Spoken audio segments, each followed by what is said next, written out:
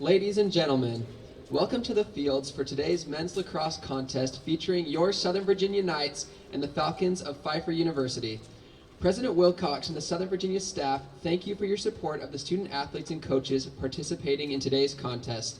In the spirit of good sportsmanship, they ask you to respect the following Southern Virginia athletic rules. Cheer loudly and proudly for your team, not against the visitors. No profanity, vulgarity, racial or sexist remarks. No personal remarks towards players, coaches, or officials. Show that you know the game. Stay away from the playing area and team bench areas. Zero tolerance for alcohol and tobacco use at all contests. Cheer loudly and proudly for your team and keep it positive for our visitors. Thank you for your cooperation and go Knights! In accordance with tradition at Southern Virginia University, we will begin with a word of prayer, which will be offered by Christian Capisi.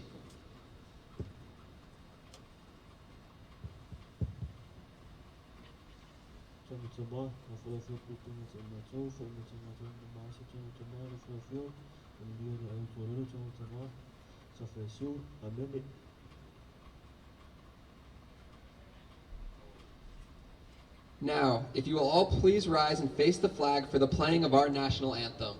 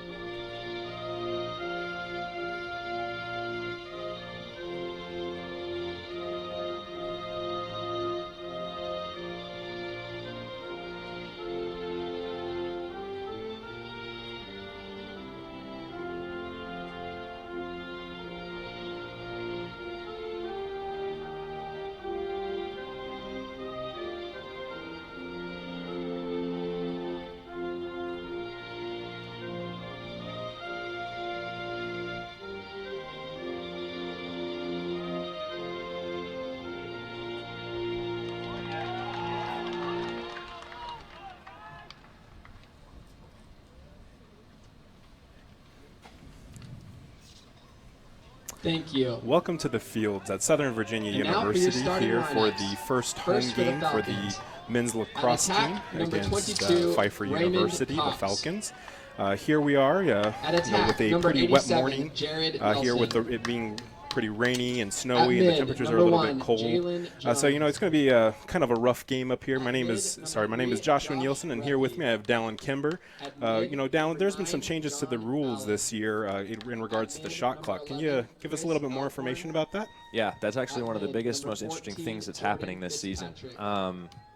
The NCAA Rules Committee released an 80-second shot clock. It's going to start on any start of possession. You'll have 20 seconds to clear it across the midline and then 60 seconds to shoot after that. Anytime, just like offensive rebounds in basketball, the shot clock will reset to the full 80 seconds if the ball goes off the goalie or off the pipe and the offense is able to recover it. Yeah, well, it'll be interesting to see how that's going to affect the game this year. When I first started playing, it was, we didn't have a shot clock, and then it transitioned to having a shot clock just on a delay of game call, or, if they're thinking you're stalling. And then going back, it looks like we have our starting lineup here. We have number 10 for the Knights. We're in our gray uniforms this year. Number 10, Tennyson Schmidt, who is an attackman, is going to be one of our starting lineup. And then we got number 16. We have Zach Daneman as also an attackman. And then number 32, Sean Lamb, another attackman. And then number 17, we have Nate Hobson. 22, Brady Cook, also a midfielder. And then we have number 31 coming out, Seth Millington, who is a long stick midi. And number 5, Jacob Lamb, is going to be playing defensive midi. At defense, a freshman from Highland, Utah. 33 is Brad Gardner, defenseman. And in goal, a senior from Houston, Texas. Number 42, Blake Jackson, also defenseman. He's a freshman. And then our goalie, number 45, Ian Arave, who's going to be our starting goalkeeper this year, at least for this first game. They're going to be lining up here on the field to shake hands and then get this game going for our first face-off. But yeah, with this season, this is the first home event for the men's lacrosse team. Both teams are 1-0. Knights had their first away game and won that, and then Pfeiffer University also played at home this past week, and they won their first game. Can you give us a little bit more information about that, Dallin, that you have? Yeah, so Pfeiffer played Emmanuel College last week. They won 14-9, and their offense basically revolves completely around number 87, Jared Nelson. He had 8 goals and 5 assists last week to lead the team in both categories. Every single other person who scored for Pfeiffer only had 1 goal each. So it'll be really interesting to see what the Knights defense can do as far as slowing him down. Yeah, and it looks like they're lining up for the face-off here. Number 17, Nate Hobson, is going to be taking this face-off against number, I believe it was 30, Tom Romanik here for it. And the refs are getting them set up into position, ready to get this game on the way. And it looks like ball's still on the ground. It looks like no one has possession yet, and Pfeiffer has gotten possession of the ball. Taking it to the top of the box here.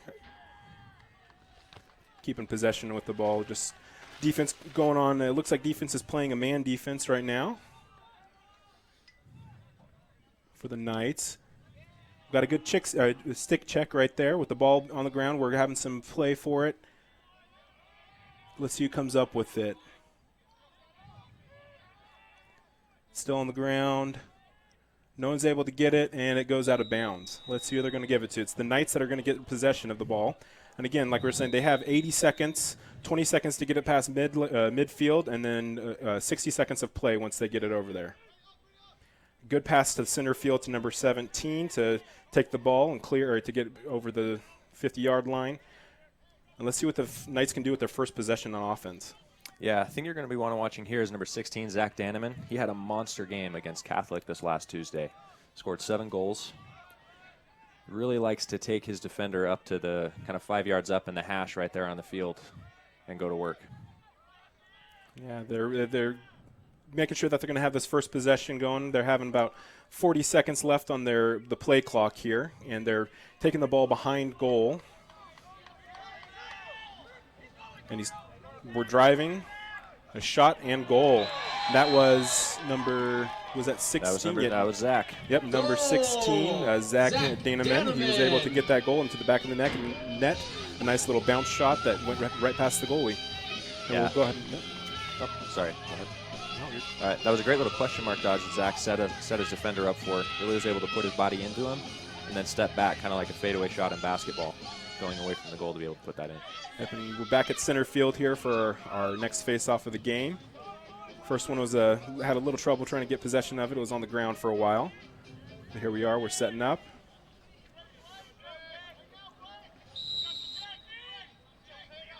And it looks like Pfeiffer, it's still on the ground, and SVU, the Knights have got possession of the ball. And they're driving down the lane here to get possession, get another offensive set going.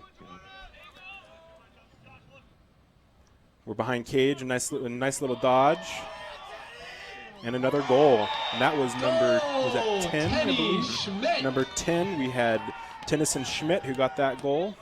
Nice little dodge behind Cage and was able to wrap around the crease and put it through the goalie's legs. Yep, that's what attackmen like to call a finalizer. He set his defender up with 2 moves, and then the third one got the defender completely caught up in the net, so he had nobody contesting him on the shot. Great execution.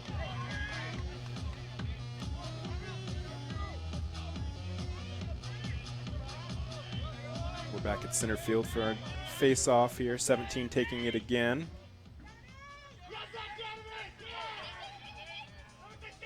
The Knights were able to capitalize on getting that face-off win last time, and looks like we have a violation on Pfeiffer.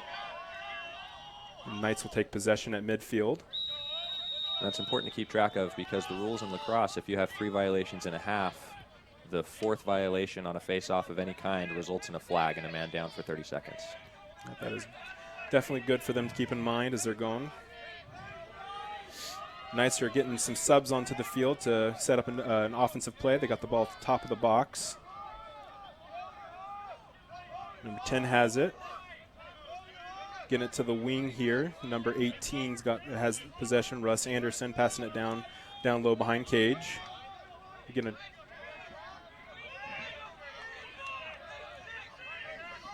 got number 10 taking a drive down the lane here. Looking for something. The Pfeiffer seems to be D'ing up a little bit better, but they're trying to figure out where the slides are coming from here with testing this offense here. They're doing some plays, getting some drives going to see where that first slide is coming from to make sure that they can get that offense opening up and getting some more goals on the board. Yeah, and looking strategically here, it's really interesting to see how this possession started with Tennyson Schmidt up top. He's usually an attackman, and that was able to get him with a defender with a shorter stick on him, which creates a mismatch for somebody with his dodging skill. And here we have 5 seconds left on the play clock and a shot, and it's wide, and it looks like it's going to go out of bounds. And that's going to end up in a shot clock violation. So Pfeiffer is going to take over here, and we're dropping back into a ride here just for this, trying to get this clear to make sure that we can delay them as long as possible. Goalie's out of cage with ball. And it looks like they're going to be getting that ball across midfield. They did have to keep a midi back with a defender crossing midfield there. Pfeiffer still got, and it looks like the Knights have recovered the ball. Great ride by Zach Danneman. That was a nice move by number 16 to avoid his defenseman. Looks like he's driving the cage and a nice assist. And number 7 with the goal. Great give and go there from 32. Tic-tac-toe. And 7, that was Isaac. Goal! Isaac DeJarlis with that goal right there. And it was really great. We got the assist there from number 32, Sean Lamb, who just saw him coming down the backside of the crease there, and it was just a quick give and go into the goal. We're setting back up for the next face-off. And those transition situations are so important as far as the game within the game that you want to watch. If you're able to win between the box lines there, you saw Zach Danneman with the great hustle to get the ball on the ground that created a numbers advantage going the other way for the Knights.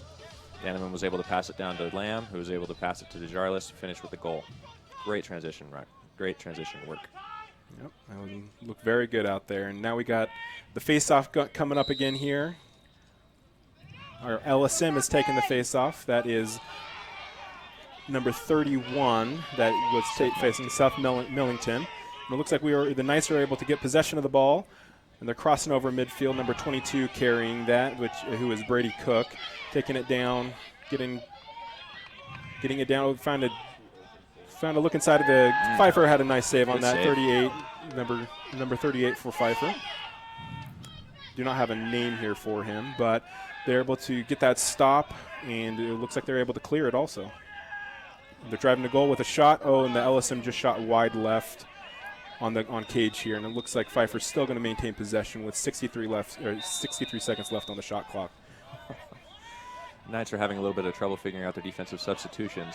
Could have gotten caught offsides for a couple times there, just barely.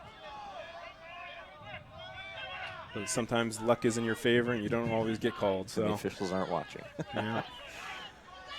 Looks like we're setting up, and they had a nice pick play there to get a nice shot from the top of the box, but their goalie 45 was able to stop that. It was a great save there by Ian Arave.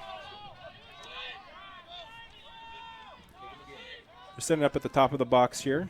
Pfeiffer, number 32. Driving down the lane here on the right side, passing it back behind Cage. Looking for some kind of opening. They're trying to get that slide to come, but they haven't contested it really to force the Knights to have to slide every single time. The defense here is able to play very well positioned defense and force them to a side and make sure that they have to commit, and the only lane really that's open is the next pass that's up, or their next adjacent pass. Oh, we got a stick on the ball here from number 13. The ball is down. Number 13 was able to recover that. 13 is Nick Bear. Very good transition look coming up. Coming to number 14 here. Pass. Cross pass. Oh, nice save by the goalie. That was a great great look from Jason Lamb, or not Jason, sorry, Sean Lamb there. Jason Lamb's one of his sons. But yeah, he was able to get a shot on goal, but the keeper was able to get his head in front of it. Got a nice maintained possession and a shot from the box. Great goal.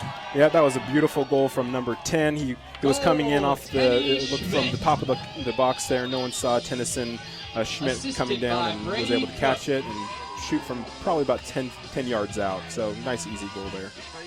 That goal was really set up by another game within a game, the substitution game, being able to play the box. If you can beat your man coming out, the kind of running substitutions like you have in hockey, if you're able to beat your defender coming out, it really creates a small window where you have a numbers advantage, and the defense has to try and rotate to decide whether they give up an outside shot and stick with the ball, or if they leave the guy open for a little longer. And that one, obviously, the defense chose wrong.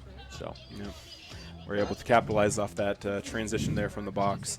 And, you know, as some of us may know, but for our viewers at home, the goalies are the sticks on the field, usually the stick that scored the goal, and then someone from the defense. They usually check sticks between goals just to make sure that there's no violations there. And with the with it being wet this morning, the sticks, the nets, the mesh is going to be stretched out a little bit.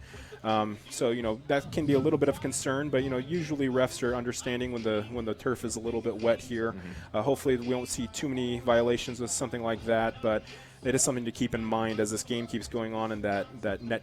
The mesh keeps stretching. We might see some pockets get a little bit deeper than they should be. Mm-hmm.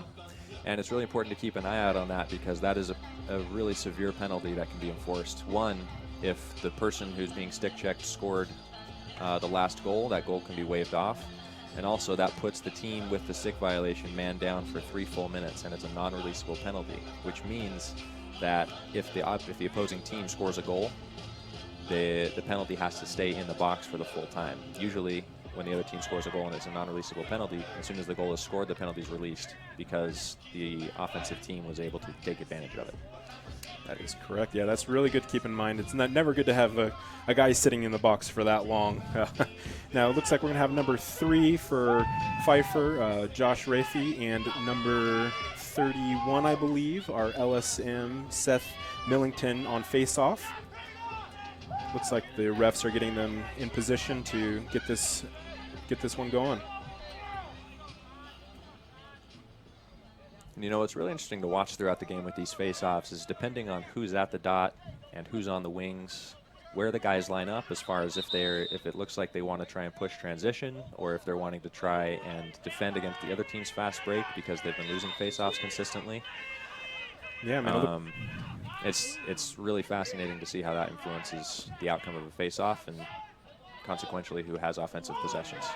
Yeah, and with this transition here, on the face-off we had a violation on the Knights, and so the Pfeiffer had possession of it, but they quickly went to take a shot, and our keeper was able to stop it and get possession of the ball. That was a risky pass here. We turned over. It looks like the Knights turned over the ball by throwing it out of bounds here on a risky pass for the clear.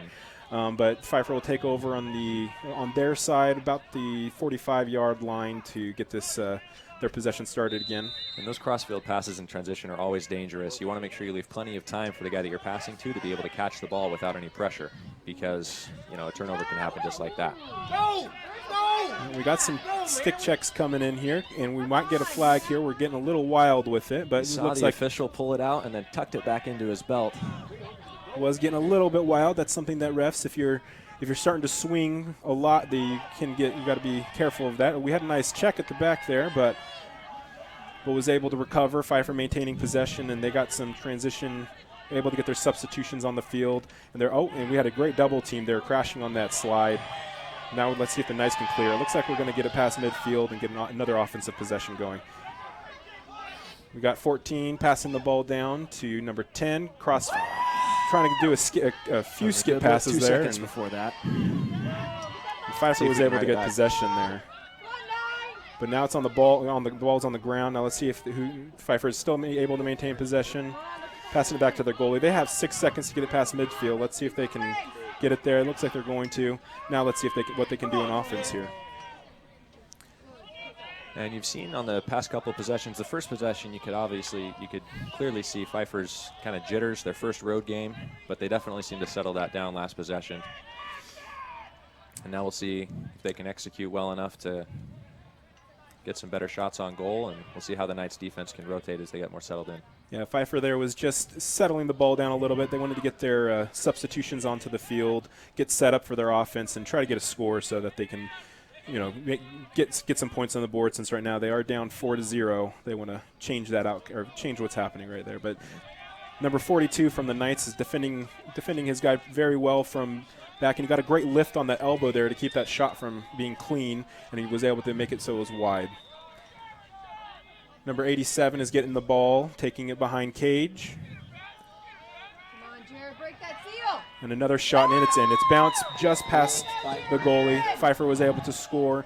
He was able to drive down the back lane there behind goal and just got an angle that he could get it just past the goalie. It's important to note that was the first real touch for Jared Nelson. Like we were talking about, he's the most dangerous offensive player for the Falcons. On his first touch, gets a goal. That's something that the Knights are definitely going to have to adjust to. Yep. We got number 17 again here at midfield for the Knights facing off against number 3 for Pfeiffer. Ref's got him set, and both teams do have a violation against them on face-off for this first quarter. And it looks like ball's still on the ground. No one has possession yet. Looks like Knights had it in they were able to get possession. Sean Lamb able to get the ball and shot and score right between the goalie's legs. Way to work. Found a 5-hole on the goalie. Number 38 couldn't get a stick down quick enough, and Sean Lamb threw a nice quick fake there up top and then just dropped the ball right between the goalie's legs. And that shows Sean's bit of experience here at the college level. You'll see younger attackmen sometimes get so excited in some of their first games that they leave the restraining line there, the 30-yard line, that they have to stay inside until possession is called. And Sean showed a lot of good patience there to be able to get possession, then leave the box and work his way to the goal. Yeah. Facing off again here, getting ready to start here. Pfeiffer's got the ball out and possession. Passing the ball back, they're doing it just to make sure that they can maintain possession and try to get a good offensive start going. Goalie's carrying the ball up to just above the box here. Passing to his wing, number 44, who fumbled the pass a little bit, but now driving, taking the ball past midline, going down to goal. He's driving, and he's probably going to take a shot here, and he bounces it, and it goes way over Cage and out. But it looks like Pfeiffer's still going to maintain possession, and we expect probably to see Pfeiffer maybe pause it a little bit to get some substitutions in. It really does. Number 32 defending here at extended goal line here. Shot, and it's wide, but Pfeiffer will maintain possession. Yeah, and on that face-off, the way that they lined up, they were able to force what's known as a defensive exit from that face-off. For Pfeiffer to get possession, it really helps make sure that you're not giving up any transition looks. Unfortunately, that still happened because their defender was able to get by a riding attackman. Luckily, it didn't end up in a goal. Yeah, number 32 there had a nice little spin move there to be able to get down the lane and take a shot. He bounced it, but it was a little bit wide. Probably a lot of these players are probably throwing it into the ground a little bit more because they're, like we were talking about earlier, the conditions being wet. It's going to make this pockets a little bit deeper, hold onto that ball a little bit longer, and cause it to not go quite where you're used to when you're shooting. Another shot and goal, and it was stopped by the keeper. A little bit of a miscommunication on that pick and roll defense there between Cook and Jackson. Great save by RV, though. You can see the Knights here on offense again here. Number 14 with the ball here at the wing, driving towards the top of the box. Getting it to number 22, who's driving, looking for an opening. We have number 16 with the ball. That is Zach Donovan. We lost possession. There's a ground ball, but we were able to clear it out, or got clear, but we had someone there to pick it up, number 10. Good heads-up play by Schmidt there to be able to pick up the ground ball, not leave Sean Lamb hanging out to dry in a one-on-one situation. And we're holding on to the ball a little bit. We want to get some substitutions in, get some fresh legs on the field, get some of our D-middies off the field so we can get this offensive going. Number 18 possessing the ball at the top of the box. Has a man there. He's driving, looking for the for the shot, and keeper got his stick on it, was able to keep it from going in. Great job by Russ to get under his defender there on that little kind of S dodge. He went down the alley and then was able to duck his shoulder under to get a good shot on Cage. We got a cross-field pass here by the defense while they're trying to clear the ball here, get into their offensive zone for another attempt at getting some plays off. Very we had a well-timed stick check. Nice job. Got a double team here out on the wing on the offensive guy. We were able to get possession there. Our defense did a very good job at double teaming the ball there to force a bad pass and put the ball into our hands. Man, the Knights are just owning these transition and unsettled opportunities while subs are trying to happen or while ground balls are going back and forth between possession areas. Doing really, really well about dictating pace of the game, dictating possession of the game.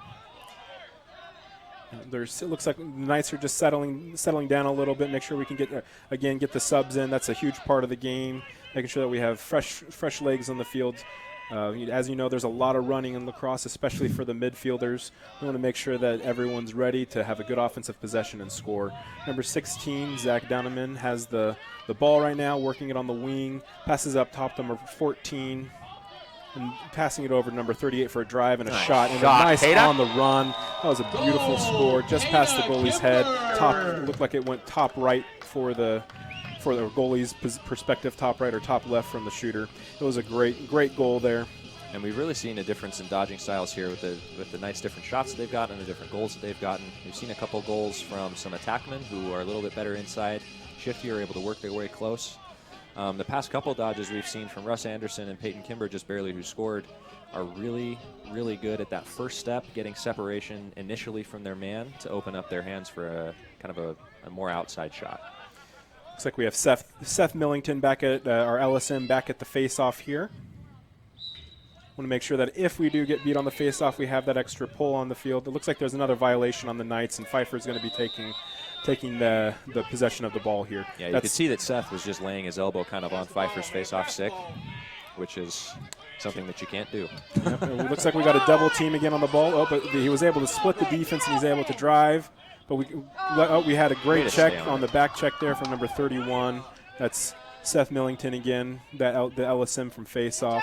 They got made up for his face-off violation there. Yeah.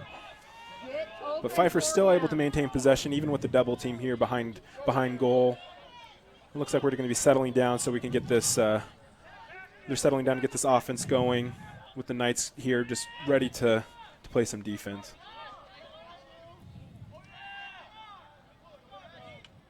Ooh, and that was great stick check.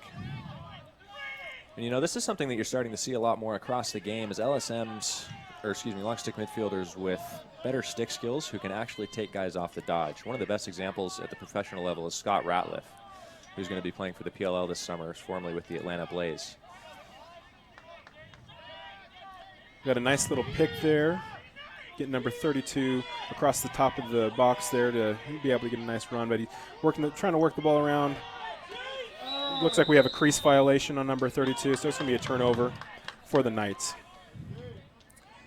You know, those types of violations, they can go both ways. Sometimes the ref's going to call it a push, which is a violation on the defense, and other times he's going to call it on the offense. In that case, it looked like the player's foot was in before the push happened. So here we are having a quick drive right down the lane. Another great on-the-run shot there. Beautiful shot. Went right past the goalie. Goalie couldn't see coming. That was Anderson. Dean Anderson. Yeah, Dean Anderson that was able to get that, number 46. And now Dean's got a really interesting story. He was here as a freshman 2 years ago. Played for 2 years under Coach Lamb and then transferred to the University of Utah as they were ramping up to go Division I, which just recently happened this season, and decided to transfer back here for this year. So it's nice to get some of that experience back. He's a really big, athletic body. He's able to do a lot of stuff between the boxes for us, and obviously he's got a great shot in transition. Number 17 taking the face-off again here. Looks like we have ref blowing the whistle. We got a flag. It looks like a violation again. That's the third violation on the Knights. On the Knights, and that means the Knights are going to be playing man down here with that transition. 17's going to the box. we'll see if the Knights can keep them from scoring here when they're in their man-down defense. And it's going to be really interesting to watch. We've seen Jared Nelson for Pfeiffer had, that one touch where he scored that goal on that offensive possession. We're going to have to see. It looks like they're actually pulling himself out so that they'll be able to play 5-on-4. It pulls a defender out of the way for Southern Virginia, pulls their most dangerous offensive player out if you're locking off on defense, which the Knights are doing, but it also creates more defense that the other more space that the other 4 defenders have to cover. Yep, and it makes it harder to cover all the spots on the field, spreading everyone out. Ball's behind goal right now, getting the top wing there, top of the box. Looks like bottom left wing. Little spin move there and a shot, and it bounces over cage. And Pfeiffer's going to maintain possession with having their attackman behind cage there. And if you're the Knights, those are the kind of shots that you'd like to give up on EMO as a contested on-the-run kind of shot. A shot from the wing and a great save by the keeper. Nice got his save. leg on it. Knights get possession. Now they're probably going to hang on to this ball to kill the clock as long as they can, or for that penalty. Substitution. We got a substitution. 14 with the ball in the wing and a shot top right. That was a beautiful goal there by Chandler Westcott. It went right past the goalie's head, and it was just very gorgeous transition goal there. Right in the coffee can, as they say. And this is probably one of the most interesting transfers that SVU has this year is Chandler Westcott, number 14. He was at Brigham Young University at their club team and was named the NCLA Offensive Player of the Year preseason. Unfortunately for them, he's playing here, which is good for us. And it looks like they have number 13, Nick Baer, taking the face-off here, another LSM. I think we're worried about the violations that the other face-off guys have been getting, so they're just trying someone else there. But we're going here with Knights have got possession. Number 3 was able to get the ball. Going to be here in another offensive drive here, and we'll see what we can do. And that was the end of the first quarter. It looks like the Knights are up 8-1. We have a lot more lacrosse to go here, but that was some really good possessions there, some good transition goals from the Knights, and playing some very good defense, shutting down their star player who really hasn't had too many touches to be able to capitalize on getting those points like they have in the past, in their past game. Yeah, it's been really good defense as far as keeping the ball out of his hands, or when he gets it, double teaming Nelson so that he has to pass it.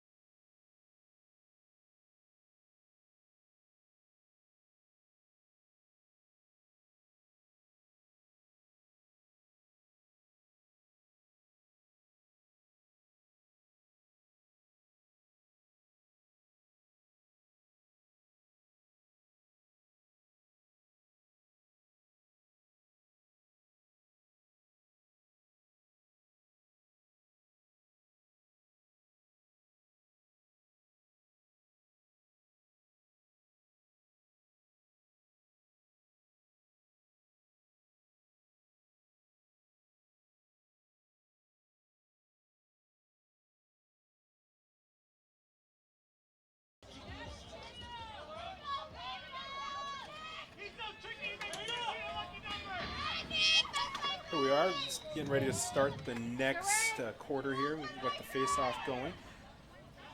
You can see who gets here. Looks like Pfeiffer is able to get possession off of that. They're passing it back to their defenders here to make sure that they have a clean look here to get the ball across and that they aren't being contested too much. But we'll see if they can get this ball over midline here and get their first offensive possession of the second quarter started. They're able to get the ball over midfield and able to get this going, but we've got some really good pressure coming here from the Knights to make sure that they don't have any really easy transition goals, making sure everyone's well guarded, they're pressing the ball, and for the most part, making sure that their adjacent passes aren't going to be super easy passes here.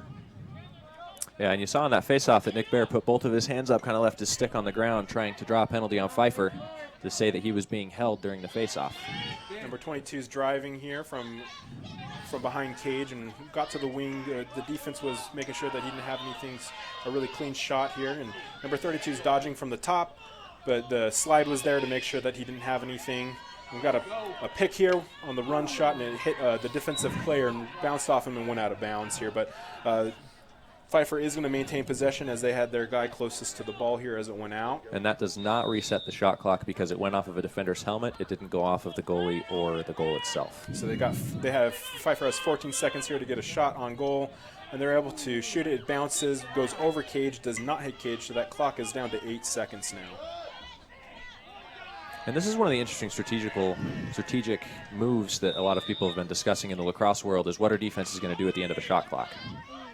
Another shot taken, but it's really wide, and it's going to be a turnover on the shot clock there, getting to 0. So the Knights are going to take possession here on their own defensive side here. It was a great, really low in their zone here. It was a great defensive possession. And going back to that strategy, I mean, a lot of people have been saying, like in the NBA, a lot of the times you see at the end of a shot clock, if you have it in the best player's hands, they'll go and double team to try and get that player out. And so you might see in lacrosse them being a little more aggressive, or you might see them settle into a zone to kind of give the offense a different look to try and go against for the last 10 seconds. Yeah, and as you saw here in that transition here, trying to get as the Knights goalie made a little bit of a risky pass towards the center field there where the ball was dropped, and Pfeiffer did actually get possession of it, but then they dropped it as they were going, and the Knights were able to maintain possession. And here we're going to be getting the Knights' first offensive possession here in the second quarter here. Let's see what they can do. The ball's low on the left wing here, passing back behind cage. Get in! Getting set up here pretty well, looking for something. We've got the transition here with the substitutions coming onto the field. And a lot of the difference that we're seeing here between the two offensive possessions and kind of how things are going for the two teams is the Knights are doing really, really well in their initial one-on-one matchups. They're not having to work the ball backside to try and beat the defense a ton, whereas Pfeiffer is really having to work really hard to try and create advantages and then move the ball to where the defense isn't. Oh, there's a great little play there. The ball was taken off of a great goal. We had the shot taken that was just wide of the net, and then from coming off of that shot, the Knights were able to take the ball from behind cage and draw the player off and get a nice pass and shot right into cage right there, right on the doorstep of the goalie. And that's right what I was talking about. Tennyson Smith beat his man first off, which was able to create an easy opportunity. You didn't have to cycle the ball around, 3 or 4 passes to be able to get a clean shot. It looks like we have number 17, I believe, for the Knights facing off against number 3. Can't quite see the number for the Knights, but yeah, it is number 17, Nate Hobson. No one has possession. The ball's on there. It looks like the Knights get possession. Ball, got a great ground ball. And a nice, it was a strong shot there, but went wide. The Knights are going to be taking possession here on the wing. Number 14 going to start that. That's Chandler Westcott, as we were talking about earlier, the transfer from BYU. Mm-hmm. And now he'll get to go to work a little bit more on ball. It was a kind of a weak shot taken on goal there from Chandler Westcott. He had his hands were pinned down by the goal or by his defenseman as he was trying to take the shot, so he couldn't get a lot of power behind it, which made it really easy for the goalie to just stop. And Pfeiffer was able to get possession of this ball. Yeah, and just looking at Chandler and kind of his situation getting over here, it's incredible to see the growth of the program over the past few years. You got Pfeiffer here with looks like a quick attempt here. in transition. Number 28 taking the shot. It's a bounce shot that goes wide of the goal, wide left. But Pfeiffer is able to maintain possession. But with that growth, going back to that, going from the club level to transferring through those 3 years, the probationary years up to Division 1 or Division 3, excuse me, and now to full-fledged membership, and now you're starting to see the recruits come in and the skill level increase. This is probably one of the most skilled and deep and experienced teams that Southern Virginia has had in its history. Yeah, and it looks like the Knights are taking a timeout. They just want to talk it over and make sure that things are taken care of. There are a few mistakes that happened in that last possession there and in transition. They just want to make sure that as they keep going, they don't want to be making too many mistakes and keep this ball rolling, because this offense right now is putting up some points and some numbers, and they just want to make sure that they're able to continue to do that. Yeah, especially you don't want to take your foot off the gas in the second quarter. Lacrosse is known as the fastest game on 2 feet, and it's possible to score a goal with as little as 5 seconds if you can get a good fast break off a face-off. And you really don't want to leave any type of room for a team to get back into the game. That's right. So they're just talking it over, just wanting to make sure. I'm sure Coach Lamb is in there just making sure that trying to fix any errors or any mistakes that they're making, just to make sure that they're on their game and ready to play.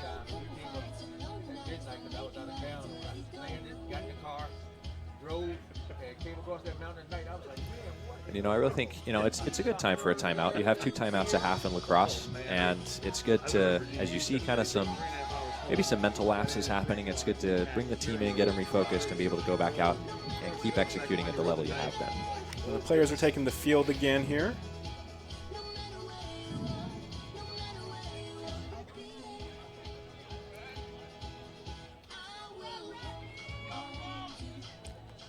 Coming down here, and Pfeiffer was going to be taking this ball in here. They're going to be on the behind goal, close to the left side of the field here, down in the corner. And you'll see that Jared Nelson's starting with the ball. The easiest way in lacrosse to have your best player get the ball is to pass it to him, or if he's being covered, the Knights have been doing really well on him, is to have him start. Ooh. Well, there was a nice to little have him start with the ball and lead to that. Yeah, they were. The guy just on crease there, just on the doorstep of the goalie, was left open. He found the pass and was able to put it just past the goalie there in the bottom left corner. And Nelson has such great vision from X there to be able to see as soon as an opening is up, as soon as his teammate flashes a stick, he's able to, find that open guy and get the ball there quickly. Yeah, and that be was able number to take advantage of the open. 22 Raymond Cox with the goal there with the assist going to Jared Nelson. Yeah.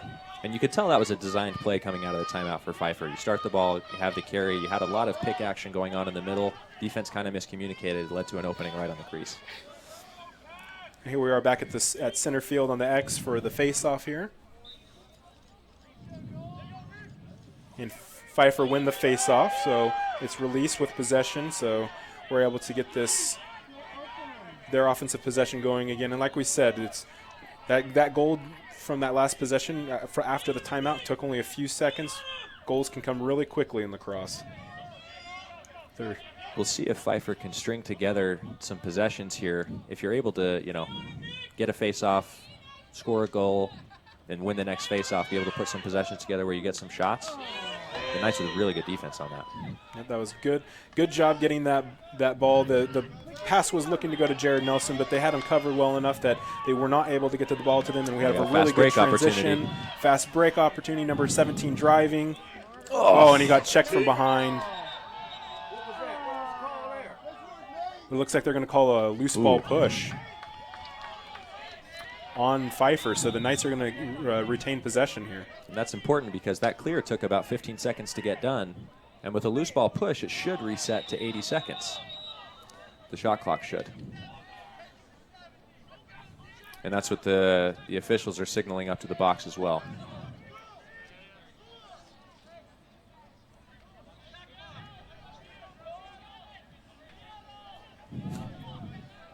Looks like there's some confusion here from communication here up with the box from the refs. They're trying to make sure that everything's correct here. And this is one of the things that you're going to have to deal with this new rule being implemented is not just the players getting used to it, but the officials, the different the clock operators at the different stadiums getting used to kind of the new pace of play and the new rules of how those get reset. Knights taking possession. Number 16 driving from behind cage, passing it over to 32, Sean Lamb here, who's taking an attack at goal, looking for some kind of an opening here. Passing to the top of the box here.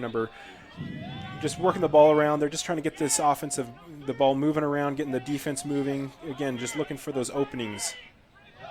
Number 3 possessing the ball. Carter Bean is another one of those really good first step dodgers, kind of after the mold of Peyton Kimber, and Russ Anderson is able to get separation in those first 2 steps and get his hands free. So we'll see if he's able to break the defense a little bit. And as you just saw, we actually had number 32 and number 10. So, you know, our 2 of our attackmen who are coming up top of the box to play, probably for a set play there.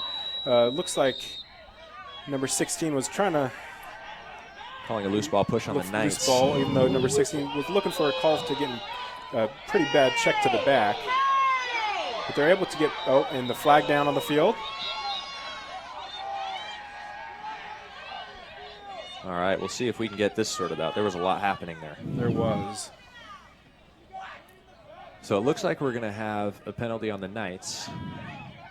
But before that even happened, the officials had kind of a weird restart. It didn't look like they were giving the offensive player enough room to be able to clear the ball, and the Knights were just all over him while he was trying to clear that. Yeah, typically, they're giving you around 5 yards-ish to make sure that you have time to reset, but in that case, it was didn't seem like that happened very well. And then off of that, we got a penalty, and Knights are going to have to be playing man down here. So it looks like what they called is a push with possession on Tennyson Schmidt, who was one of the riding attackmen, which is going to result in a 30-second penalty. We'll see how the Knights can do about it, how the Knights can do with it. And you'll see Brady Cook is up there locking off Jared Nelson again, creates that 5-on-4 instead of a 6-on-5. Yeah, they want to make sure that Jared Nelson does not get the ball. And it looks like there's a ball down. We had a great check, great close on that play to the top, and the Knights are able to get it out of their defensive zone and get it over to offense. Pfeiffer looks like they're going to maintain. Oh, no, the ball is still on the ground. Lamb is able to get the ball. Quick transition. Almost got the pass had that over. doorstep look. But there's Knights with possession still. Good back cut. Way to see it. And a goal. Fakes right on on the fakes from doorstep. Tennyson Schmidt. Yeah, Schmidt with the goal and Sean Lamb with the assist on that. Great look and great job putting that ball away. Now, the thing that really led to that goal was a great, what's called in lacrosse a goose, which is where you take your stick and kind of, instead of scooping up the ball, you hit it almost like hockey up the field. It was a little longer than you might have liked as far as creating an opportunity for your teammates to get it, but the Knights were able to pick it up behind the goal, and because all of the Pfeiffer defensemen were up near the midline, was able to create a good numbers opportunity even though the Knights were man down. Yeah, and the goalie even had the ball in his stick. He had it, had possession of it, but our attackman was able to get a stick on his elbow and able to get that ball out. Yeah.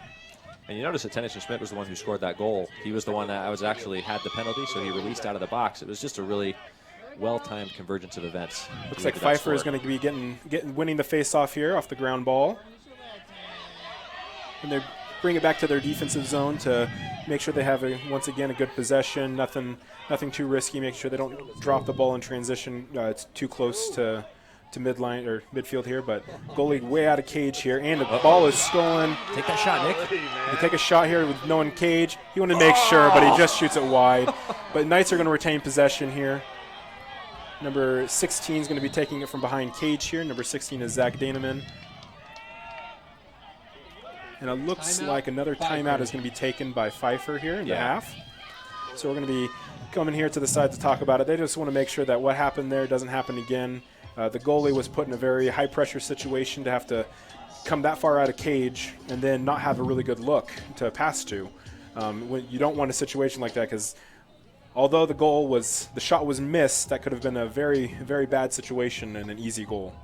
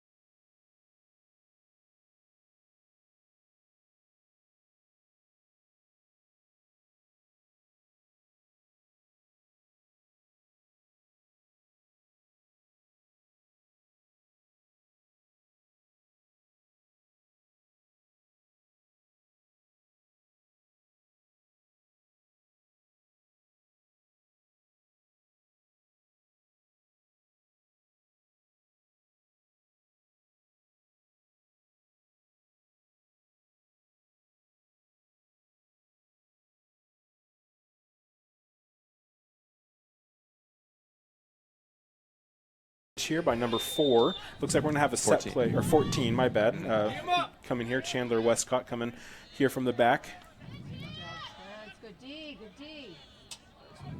And coming out of the timeout, that's what you like to see right there on that possession, just barely. Chandler Westcott made 2 or 3 moves to try and beat his defender, and they were able to stick. And that was what we were talking about earlier, is about Pfeiffer hasn't been doing a great job on their one-on-one possessions. And we have a flag down. Looks like we got a cross-check there to Sean Lamb's face.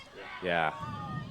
Let's see if it's a, yep, that's what the refs are calling. It's going to be a cross-check for 1-minute penalty. And that's always going to get called, especially when the ref is that close and they see that head jerk back like that. It's always going to be a flag there. Yeah, and that's as a defender what's really hard, because attackmen are really good at giving what's called as the soft shoulder. And so if you're up there with your stick on their shoulder trying to stop them from running forward, they're able to kind of dip it, which causes your stick to slide up into their neck. So it's something you really have to pay attention as a defender to make sure that you're not putting yourself in a position to do that. Let's see if the Knights can capitalize here on this man-up opportunity. Looks like the refs are having a discussion there with the sideline. It's interesting because that stick did go up and hit Sean Lamb in the neck, almost to the helmet. It's interesting to see that it's not a non-releasable penalty, because usually those penalties, anything to the head in lacrosse, it's kind of been a different point of emphasis for the officials in recent years, is that anything to the head should be a non-releasable penalty of some kind. Yeah, it looks like the Knights are just working the ball around. Ooh, and a great look there from Kimber. It just right off the crossbar and out of back out of bounds here. But Knights are going to maintain possession as they're again closest to that. But that shot had some heat behind it and just bounced off that crossbar.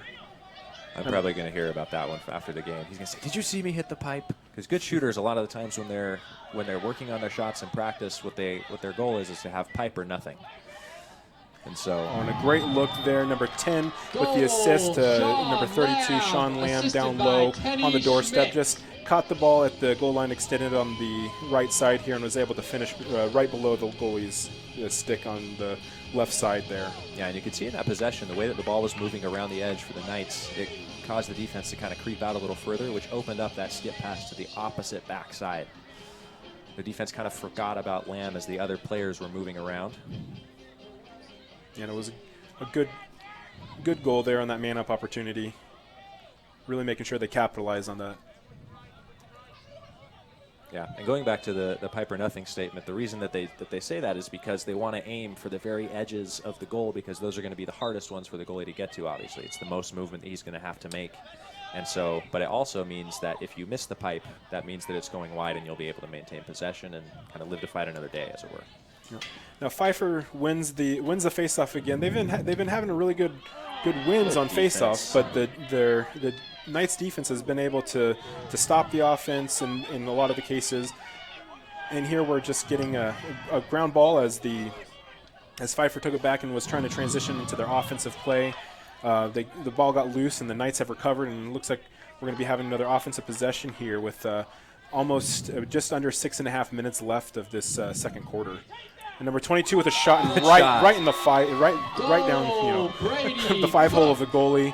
That was Brady Cook there with that goal. Just a nice easy shot. The goalie couldn't get down quick enough, and it just went right between his legs. Napping a little bit because Brady was on there for the face-off, and he was actually the one that originally caused the ball to go on the ground for the ride. And so the wingman, usually the middies on the face-offs are defensive specialists. They're usually, except for the face-off guy, obviously.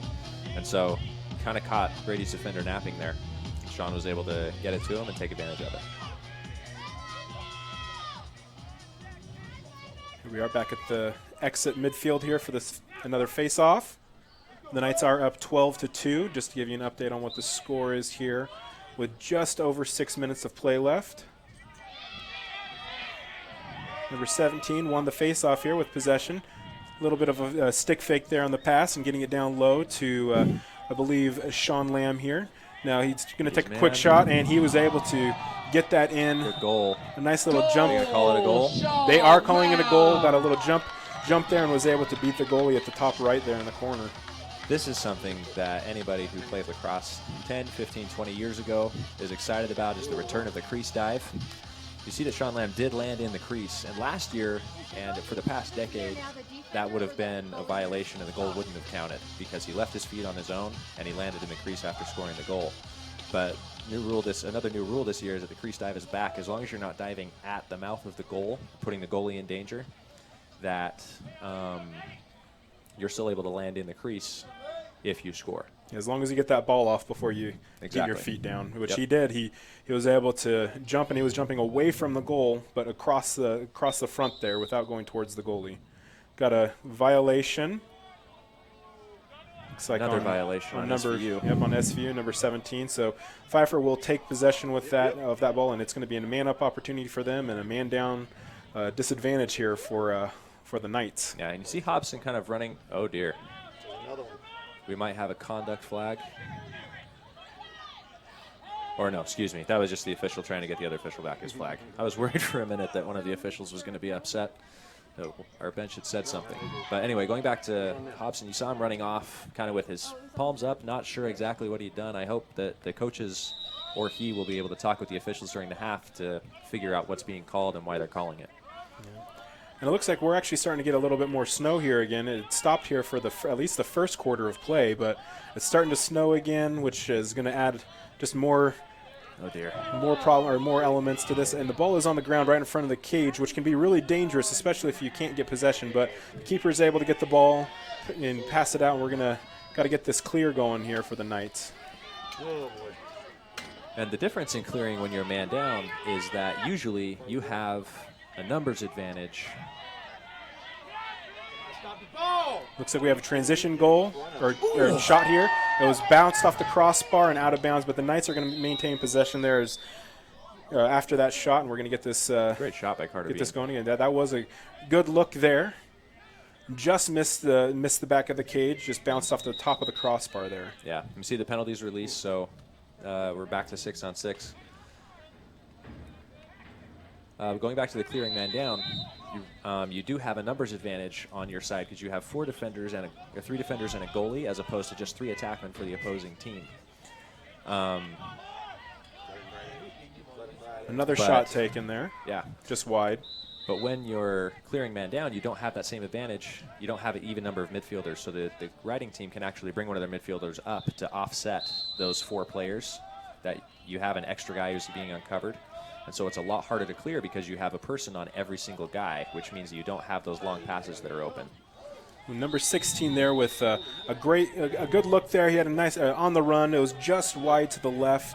But the Knights are just making sure that they're continuing to get these shots going, making sure that they're keeping this defense honest here. Good take, and Danneman was able to drive from behind goal and get that goal, and be able to turn that corner there and just find that angle. And it was a low shot, just low to low there to the bottom left corner or bottom right corner for him. From his favorite spot, that 5 yards up from the extended goal line and out to the hash.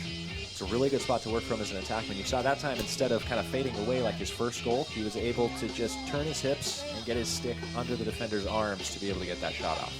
Because as you're shooting in lacrosse, it's not really about if a defender's touching you, it's if your hands are free and if you can get that motion all the way through towards the goal. That really determines if you're going to score or not. And here we are back at the X. Another possession, or looks like Pfeiffer has won this again.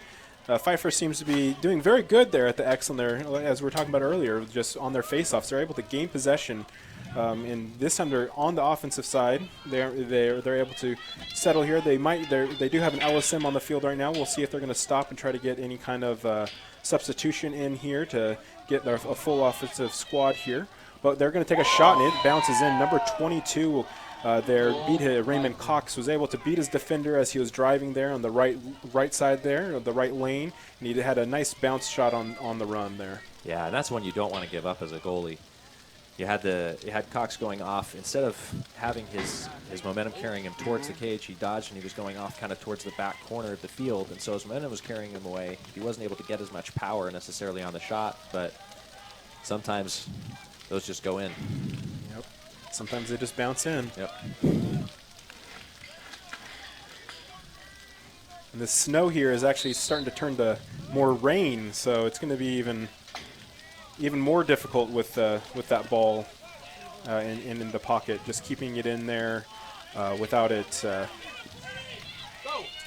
without it sticking too much, I guess, on shots and passes. It's going to keep getting the pocket of the net there, just of the mesh is just going to keep getting deeper here as the wetter it gets.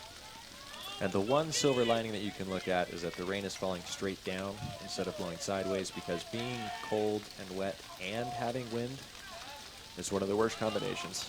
Yep, and up here at the fields for Southern Virginia University, here for the Knights, we actually sometimes do get a lot of wind up here, and when it does, it makes it very difficult when that wind is blowing in your eyes, especially as a goalie.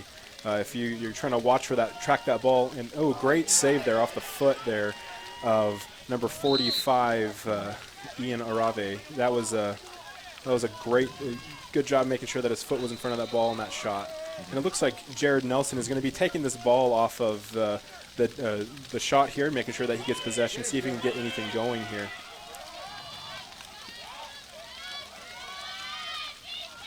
And they're going to double team that. That was a great opportunity Great double for the team Knights. by Nick Bear.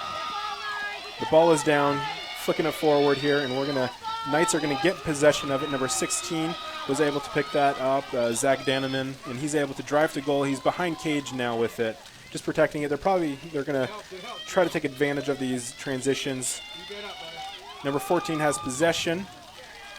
With the field getting a little bit more wet now, it's going to get a little bit more slippery here, so it's going to be harder for them to keep traction even with their cleats on. But that shot was taken, and it was just wide left there.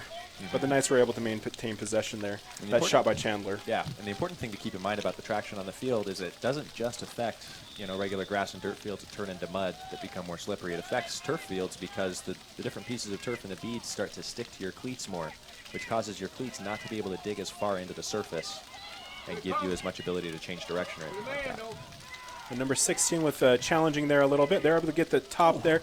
It was just wide of cage again on the left there. That was a nice low shot take there by Sean Lamb there, playing on the top, or at the left wing there, which he is left-handed, so taking shots from low, and it's back to the cage there from number 16. Nice take, Zach. Zach was able to get a nice dodge there at the back, able to beat his defender and get to that angle he really likes. And that was that same kind of little underhand as he's running away from the goal. It's just taking his arms and swinging them through towards the goal, getting under the defender's stick, so he doesn't have to worry about the contact. He's able to get his full motion off clean, and he's able to really get the ball going towards the goal. Yeah, and with just over 2 minutes of play left in this second quarter, and the score being 15-3, the Knights do have a comfortable lead at this point. But obviously, they still can't, let off the gas yet.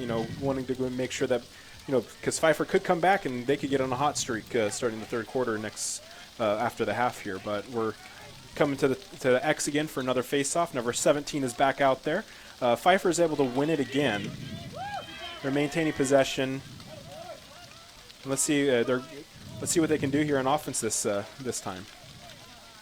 Yeah, on that faceoff, you saw that Josh Reffy was able to win the faceoff going forward, which is usually a transition opportunity that can be created.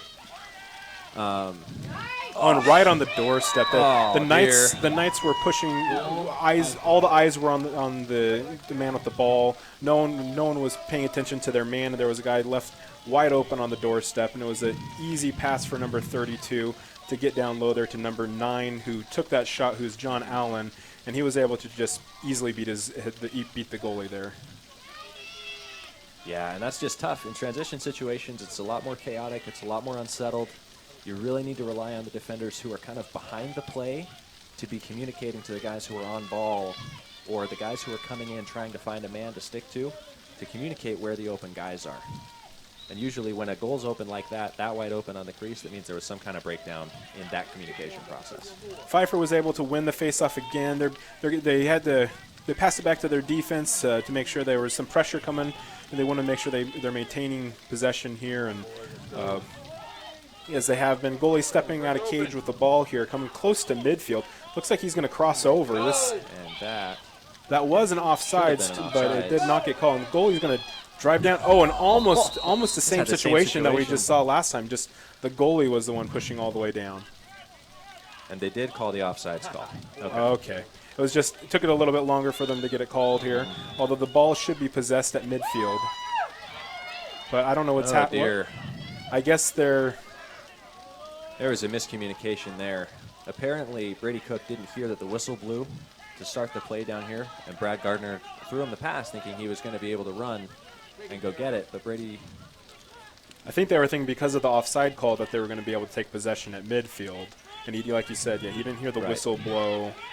And at that point, Pfeiffer was able to take over. Sure, yeah. Coach Lamb won't be happy about a mistake like that. And that's something that actually, at the college level, it's been really consistent that you don't really get possession at midfield anymore for the past few years. But there's still, you know, growing up playing lacrosse in high school, all the different states and the different high school organizations have different rules, whereas sometimes you do get to take possession of the midfield, but other states you don't.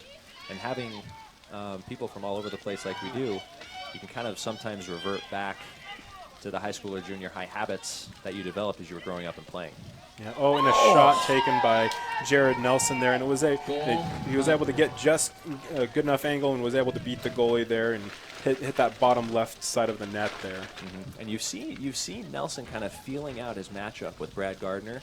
You see that Gardner's been the one that's matched up on him most of the game. You see him kind of feeling out what he's able to do and how he should, you know, how he can get an advantage depending on if he's using more moves or if he's trying to just go a straight line kind of dodge like that one was. To be able to get separation, get his hands free to either get an assist or score a goal like that. Yeah, and here we are back at center field. We have just under 10 seconds of play left for this second quarter. Mm-hmm. We'll see what happens here. We might, if there's a fast win on the face-off here, we could have a quick play for another attack on goal here. But most likely, it's going to finish 15-5 here. Start, winning it forward. But winning it forward, but not able to get the ground ball yet. The clock is stopped with 1.8 seconds left on it. With Pfeiffer's going to maintain possession here, but as soon as the whistle blows, it's going to be no real way for them to get this into center field for a good shot. Oh, and the keeper was able to keep that out. Good job there. But we're going to be going into the half here with the Knights winning 15-5. They've had a really good offensive start this first half of this game. I'm sure they're going to go into the locker room and just make sure that they fix any issues that they've been having on defense to make sure that they maintain this lead and not just not give up any easy goals that they shouldn't be. Yeah, and definitely with this lead, you're also as a coaching staff.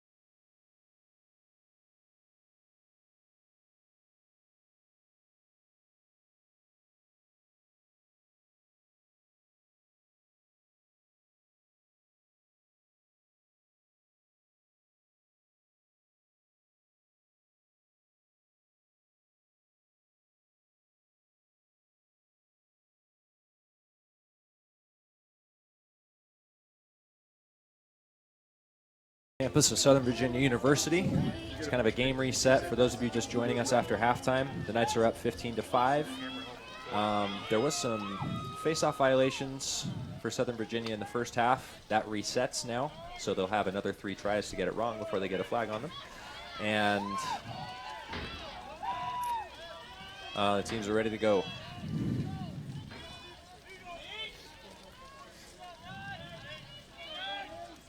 We'll see if Nate Hobson was able to talk with the officials to get an explanation on why he's being flagged so much for different face-off violations in the first half. We'll see if he's able to make any adjustments to that here going forward.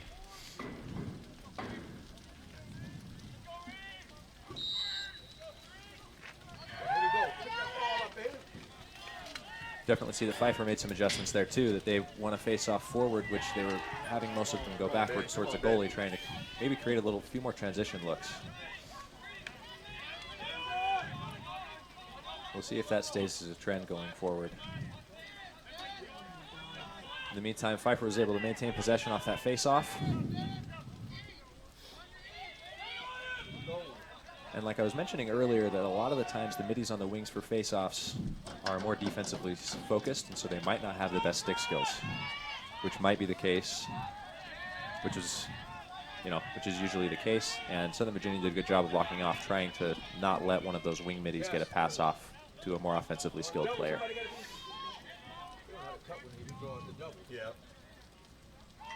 We'll also have to see how Jared Nelson does in his matchup with Brad Gardner, and if Brad Gardner starts to adjust a little bit as to how he was being played.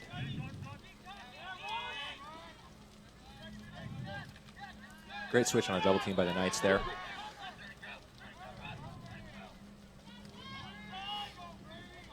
Playing the pick and roll or the 2-man game in lacrosse, it's become a lot more common for offenses, and that means defenses have to try and catch up. So we see a shot from Raymond Cox go wide. 5 seconds left on the shot clock for Pfeiffer. See Jared Nelson start with the ball. Matched up against Blake Jackson.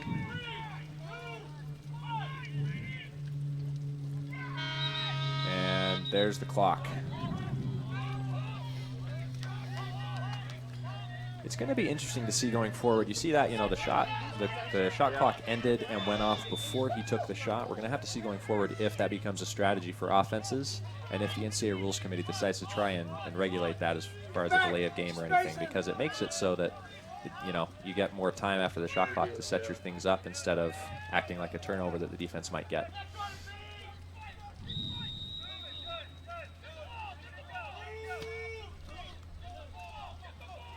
And it looks like Tennyson Schmidt was just called for a moving screen. Well done.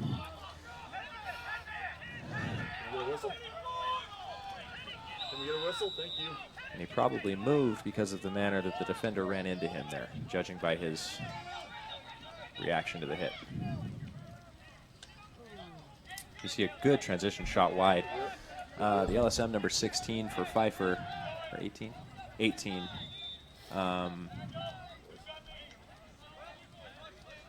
That's 16. Paxton Turner was able to find number 9 for a really good shot in transition there. He went wide. And Jared Nelson throws it away to Peyton Kimber, who's got the ground ball and the numbers advantage coming on the fast break. Moves it to Daneman, over to Westcott, right off the pipe. Good look there for Chandler. Luckily, he was the one who was closest to the ball, so the Knights maintain possession. Works his way to the 5-and-5. Shot right past the goalie's ear. Goal, Chandler Beautiful goal by Westcott. Chandler Westcott. And as an attackman in lacrosse, generally you hear about them talking about trying to get to the 5-and-5, which is the 5 in the hash that I've been referring to as Zach Daneman. It's really a place that's a tough spot to be in as a defender because the offensive player can turn over either shoulder to try and get shots off, but they usually have their back to you, so you can't push them off it without getting a flag. So it's a really advantageous position for an attackman, and so as a defender, what you really want to try and do is cut them off before they get to that position so that you can force the ball to kind of stay around the outside and not get those looks that are closer to the goal. Really good job by Westcott to get himself open and be able to get the shoulder under though. And here we have Nick Bear with the face-off win. Another possible numbers advantage, but they'll go ahead and slow it down and pull it out. Oh, Peyton Kimber with the absolute lefty rocket. And 15 yards out. And there's that first step separation that I was talking about with Kimber and Anderson and Bean. That is really, really a strength for them at the midfield level. See some substitutions going on.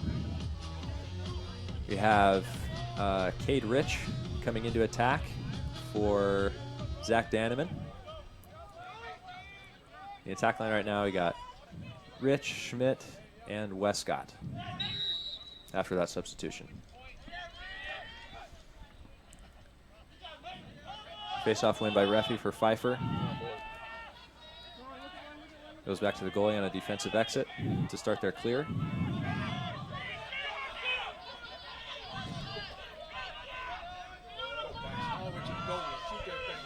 It was a good job by the goalie. Good save by Ian Arvey. Good job by Pfeiffer's goalie to draw Rich over enough to be able to create a fast break for the LSM for Pfeiffer, for Paxton Turner. But Arvey was able to make a save and get the possession back for the Knights.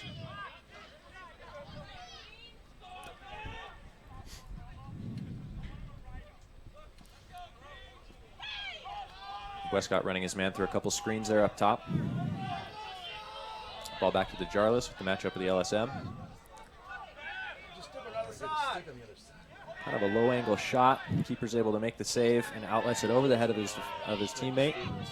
Jake Lamb with the ground ball. Carries it over for the Knights. And takes another shot. Is saved by the keeper. That was kind of one of those similar kind of shots that we were talking about with Raymond Cox that he took that got in past Arvey in the second quarter, kind of with his momentum going away from the goal. Usually, that's the result that you see is a goalie getting a save. Sometimes the lucky ones bounce in, though. We'll see Pfeiffer settle down their offense here, get their more offensive specialist midfielders on. And you see that the Knights have kind of switched up their matchup as far as who's guarding who. Brad Gardner is now guarding Raymond Cox, with Blake Jackson being on Jared Nelson. Back off, T. Back off.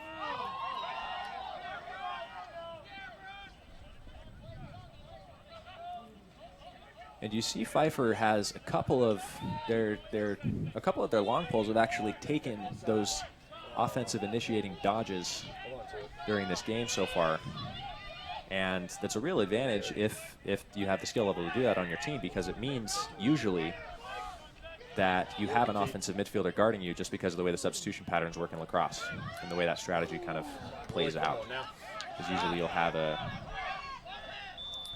offensive midfielder guarding the LSM to try and sub off with them. Oh. Shot clock violation just before that went off. That would have been an opportunity for an offensive rebound. It's too bad John Allen wasn't able to get that off just a second sooner. See the Knights with possession on their clear now. Brad Gardner had Cade Rich open on the sideline, but threw it behind Russ Anderson instead. Pfeiffer's able to get possession back, and you see Nelson with the ball guarded by Bear. Right on the crease. Beautiful little quick stick. Goal, Pfeiffer. There's that assist. Jared Nelson with his eyes up, able to get his hands free down the alley. Was able to find Allen for the quick stick goal right on the crease. Obviously, as a defense, those are the shots that you don't want to give up. But once again, kind of like in that transition situation where they had the crease goal in the second quarter, in a couple of those transition opportunities, there was a miscommunication. Usually that's what that means. The miscommunication happened on the backside, and somebody got confused and lost their assignment. Get in there! And obviously, in the first couple of games of the season, that's something that you're going to see a little more often on defense. You'll obviously hope that the players will start to recognize that, and the coaches will be able to work it out before you get really into conference play that much. You see the ground ball win by Peyton Kimber. He's able to beat his man. Takes a shot in transition. Was a really good look.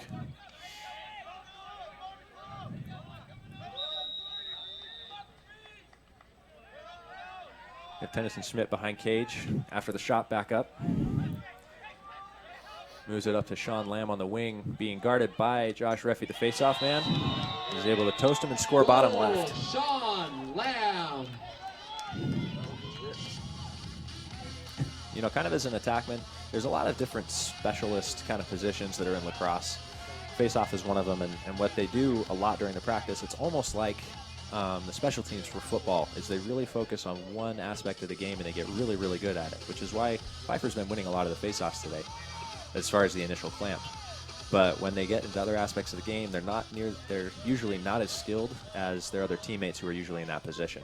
And so as an attackman, you know, Sean Lamb was kind of licking his chops there when he sees that he has a faceoff guy guarding him. He was able to take advantage of it.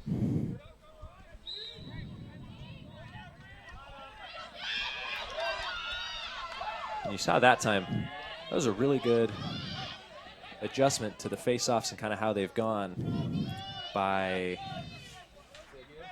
number 31, Seth Millington. In the first half, he got a violation because of a push, an illegal push in the back. And you saw that time he was able to move Josh Reffy off the ball legally and was able to then get the ground ball in possession. You see Dean Anderson here with the ball after the face-off as the Knights are working on getting their offense set up. Danovan with the jump shot. Goes off the goalie, so that's a shot clock reset. See Westcott start with it on the bottom right wing.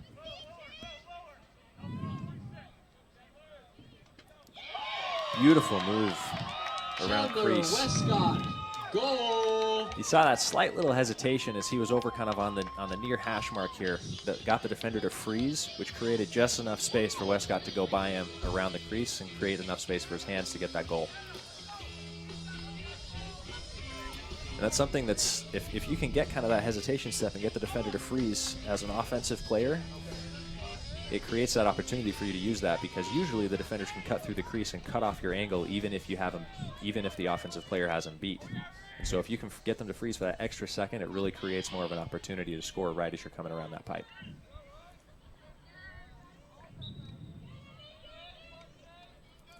The next face off, see Hobson's back in, and Reffy's able to win it forward to himself.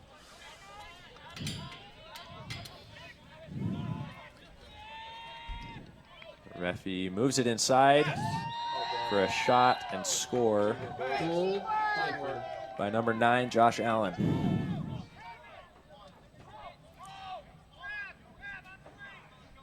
And you kind of wonder if, you know, with the score being up a little bit, the defense is getting a little bit lax right now for the Knights. But we're seeing a couple more of those kind of wide open crease looks that we weren't giving up that much in the first half. We'll see if they start adjusting to that.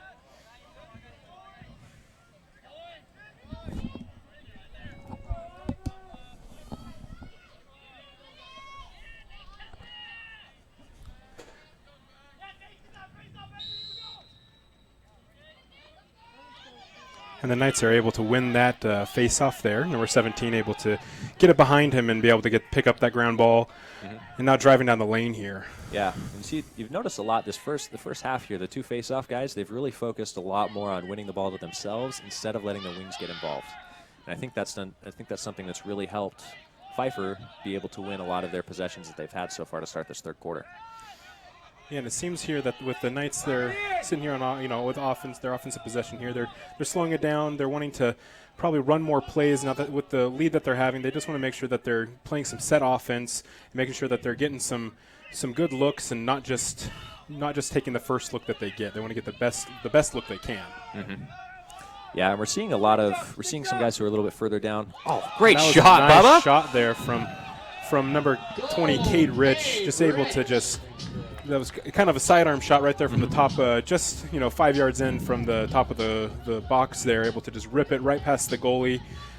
Looked like it was on the left side, hip side there. The goalie just wasn't able to get in front of that ball. That was a really good shot. You saw that Bubba ended up on the ground. You saw, he put all of the force that he could, kind of trying to get all of the momentum going towards the goal, which is really important when you're shooting from 15 yards out like he was. Yeah, you want to make sure that the goalie doesn't have that much time to react. Looks like number 31 is going to be taking off the face-off this time. Given 17 a break after winning that last one, especially since it was such a quick transition. Giving 31 a rep here at the X. It looks like Pfeiffer is able to clamp on that ball. And it looks like a violation there on the Knights. I said that it was a hold on Millington as a signal that the ref made. They're going to get the ball back to their defense. They want to make sure. Oh, and we have a flag down. Flag on the Knights here. And that's, going back, that flag, it's really one of the points of emphasis. It wasn't necessarily that it was an illegal hit as far as the direction that it came from. It was the fact that there was a bigger buildup of a sprint to a player who was looking to pass the ball. And with, all of the concussion talk that's happening in football now and all of the player safety that everybody's worried about, that's really a big emphasis for officials, is making sure that there's not a really big run-up into a big hit like that.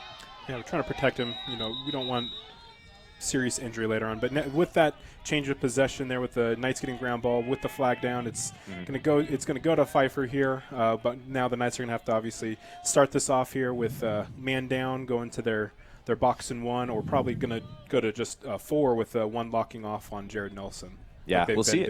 We'll see if that strategy's changed at all this half. But it looks like Brady Nelson's, putting his hip right next to Justin Nelson's. Yep, and they'll follow each other off to the corner. There's another flag down.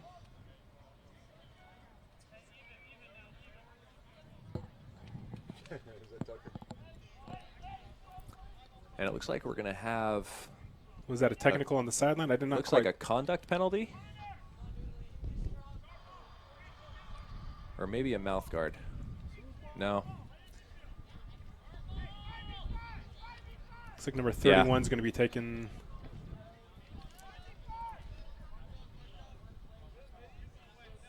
So I think it's going to be a conduct foul on. It's either going to be the bench or it's going to be on Jared Nelson, number 87. 87 still on the field. The refs are conferring to decide who they're going to enforce on.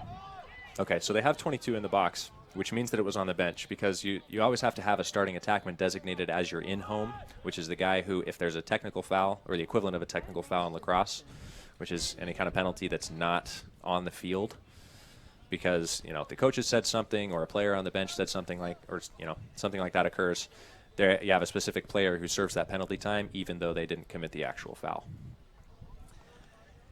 And I think the reason why the Pfeiffer coach was yelling, you saw Jared Nelson get up and have a discussion with the official over here after the Knights forced the ground ball.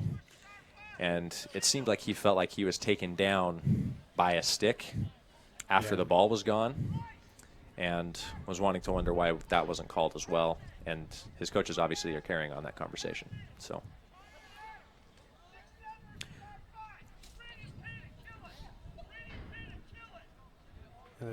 Still having a discussion. My guess is it's still going to stand, but the coach is just wanting to make sure that the refs know that he's not happy with the call. Yep.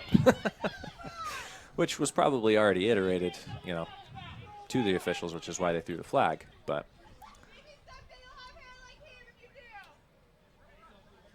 20 just stepped out of the box. Now he's leaving the box.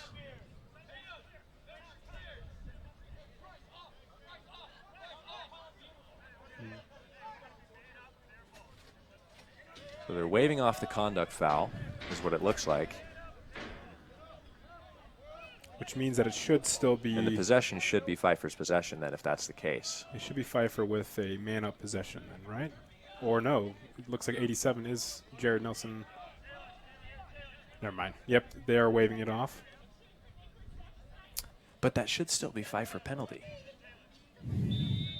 Yeah, it is Pfeiffer penalty, but it's just our possession. But we should still be man down, which we are. So that means Pfeiffer's going to, on this right, is going to try to double team the ball the best they can. Although we have clear midfield now. still some confusion after that. But the play is, and it looks There's a like goal by Kimber was Kimber. able to Doesn't get matter. that, It's get okay. that goal, bottom right. It was a nice little look there. And with that, they'll be setting back up at the middle of the field at the X and getting ready for this next face-off. Showing that he can score with both hands. And that was a nice lefty. He's normally a right-handed shooter, but right there was able to get that left-handed shot right down at the bottom right corner away from the goalie. Interestingly enough, and this is insight that I have because I'm his older brother, but he broke his arm in kind of a weird way and made it so that he can't bend it as well, his left arm, when he was younger. And interestingly enough, his left-handed shot is actually faster than his right-handed shot, even though he's right-hand dominant. That is interesting. And it looks like Pfeiffer's going to win this face-off again. The Pfeiffer, they are still playing man up. That was not a releasable foul, or at least it was not released off that goal. Well, so it wasn't released because we were the ones who scored. So Pfeiffer still has possession. We are still man down. So we'll see how we're going to be playing this. Right now it is 5v5 just until the substitution gets onto the field, and now Pfeiffer has all of their players on the field to be able to get this offensive possession going. And number 3 is at midfield for the Knights, ready to do a substitution. Once a penalty is released, he's at midfield there, so 20 can step on the field and he can sprint down. And penalty is released. We are back to 5v5 or 6v6.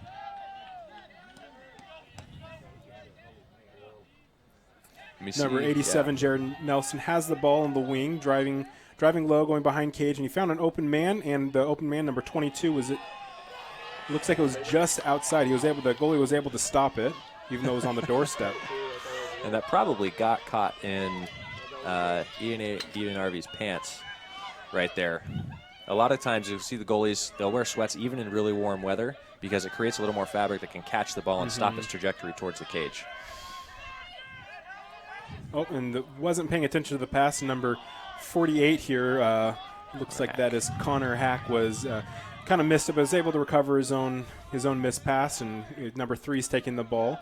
Carter Bean at the top of the, really high actually, close to midfield here as they're getting their substitutions on the field. Just holding the ball, settling. Yeah, and you notice that we have Bubba Rich here playing attack, number 20. Bryce Gardner's getting his first run today. Big, strong left-hander out of Spanish Fork, Utah. You see that a lot of guys kind of further down on the depth chart are starting to play with some of the starters to get some more experience in that offense. Something that you want to do as a coaching staff when you have a big lead like this. Yeah, you want to make sure that they're getting the reps. They get the feel for that collegiate play, and making sure that they're ready so that when the seniors do graduate, that they're able to replace them, and those seniors and juniors will be able to fill those upperclassmen's positions. This pass is going to make it to midline, and the defense is going to push it back here for the offense to maintain possession with 5 seconds left on the shot clock. They got to get a shot off here. Oh, Pfeiffer's got possession, so it might be it's a fast break opportunity here. Although it looks like the Knights are able to drop back. Yeah. And a shot is taken, and goalkeeper was able to get his stick on it and stop that. And it looks like it's going to be another quick clear, another quick transition play here from the Knights. Number 48 with the ball and a shot. Nice and goal. Just between the goalie's ear hole and the pipe there on the left side. And that was number 48 there, Connor Hack, with the goal. Did not see who got the assist. I believe it was number 13. Yeah, it was 13, Nick Bear. First off, it was a great save over here by Ian Harvey and a really good outlet to Nick Bear with plenty of green space in front of him to run. Really take advantage of that numbers opportunity. He held the ball long enough to force the defender to come off of Connor, which gave him a clear lane to the goal once the pass was made. That was a really good transition, fast break opportunity there.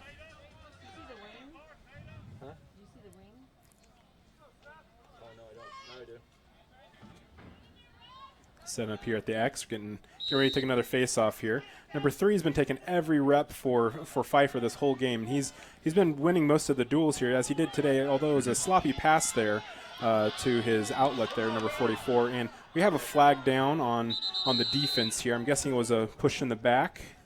I cannot quite tell what it is. But it looks like number 31 is going to be going to the box. Yeah. So what they're going to call is a push with possession, and that's different from a cross-check because it wasn't necessarily that the hands were super apart when they were pushing, but it's that the push was from a bad direction. It was from behind the player in his back while he had the ball. So, yeah, the Knights will be playing man down here.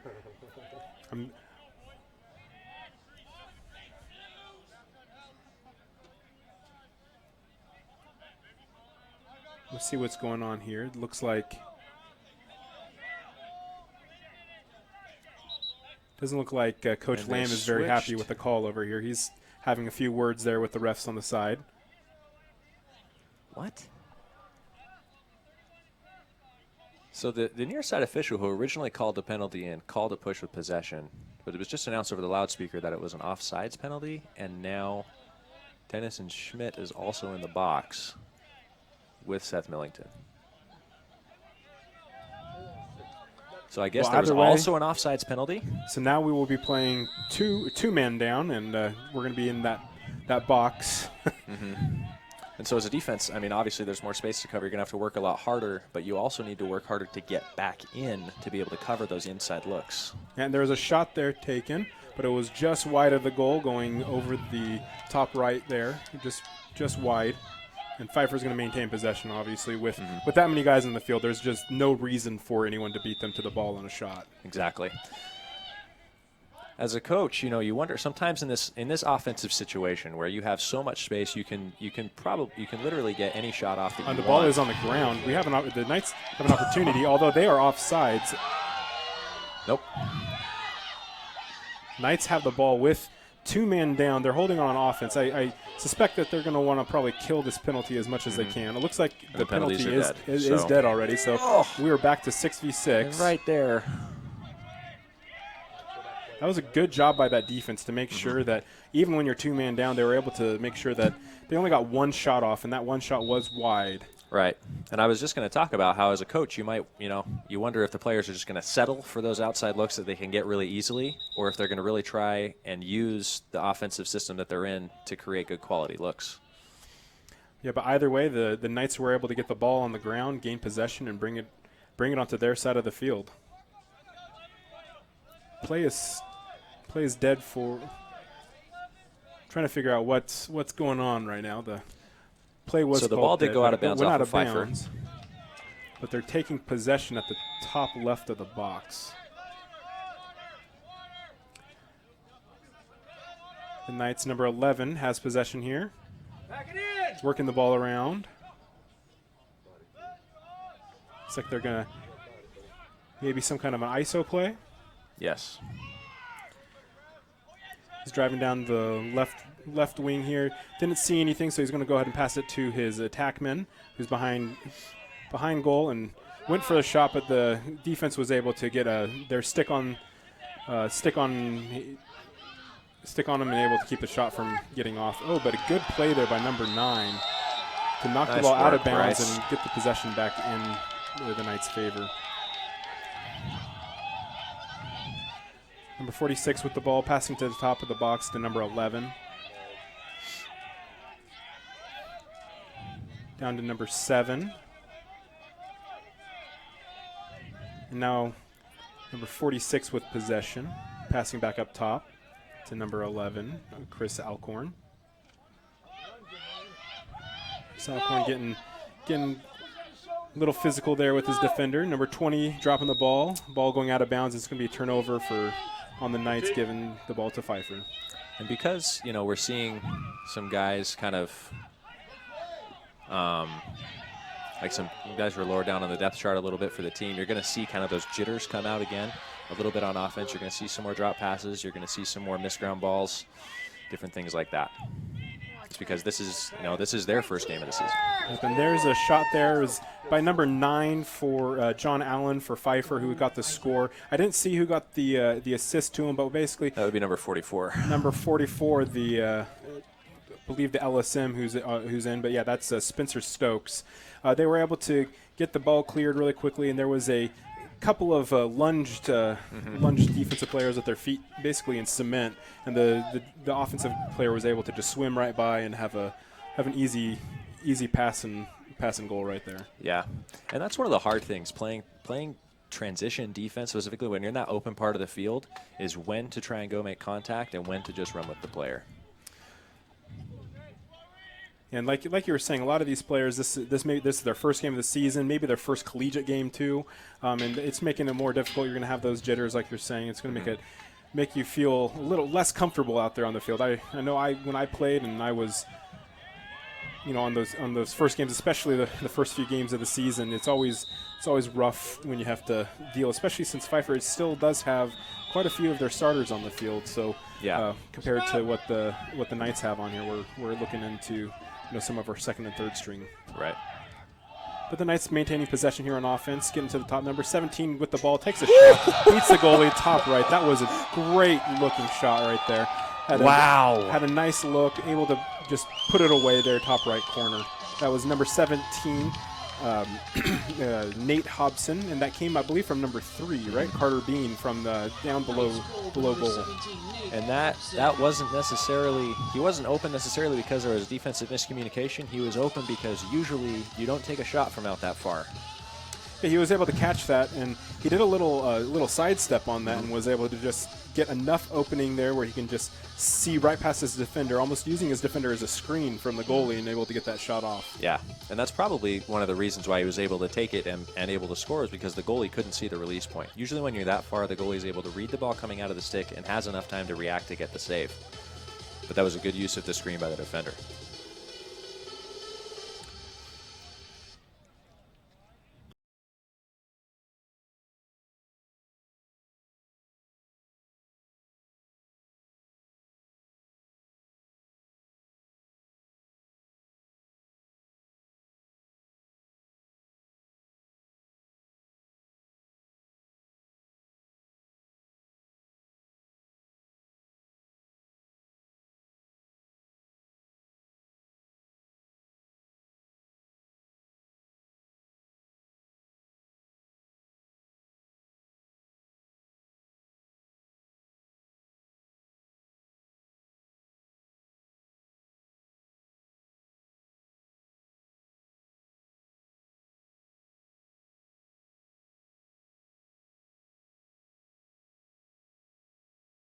This has been a well-fought game by the Knights to be able to have a very good offensive presence this game. Mm-hmm. Yeah, and you see kind of those guys are kind of on the mixing of the depth chart. You have Kyle Fujikawa out here on defense, who's one of the starters with Bryce Kimber and Kevin Huntsman, who are some of the backups on the defensive end. Yeah, and someone we haven't seen at the X is number 2, Seth Brown. He's going to be taking the face-off for the Knights, going against number 3, John Reffy, who's never mind. It looks like they have number 6 taking the face-off for Pfeiffer, who was Kyle Fabrizio.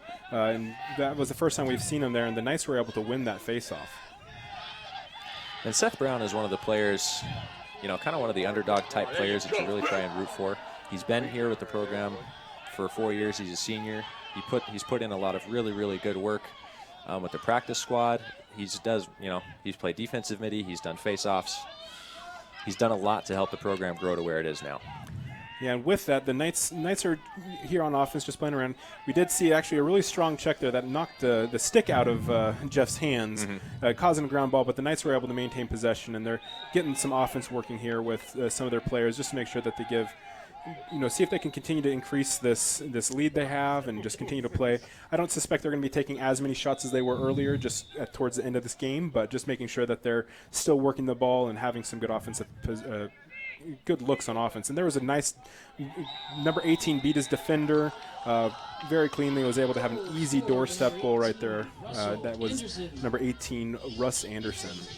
And that was a great move, just a straight line dodge, just ran by his defender.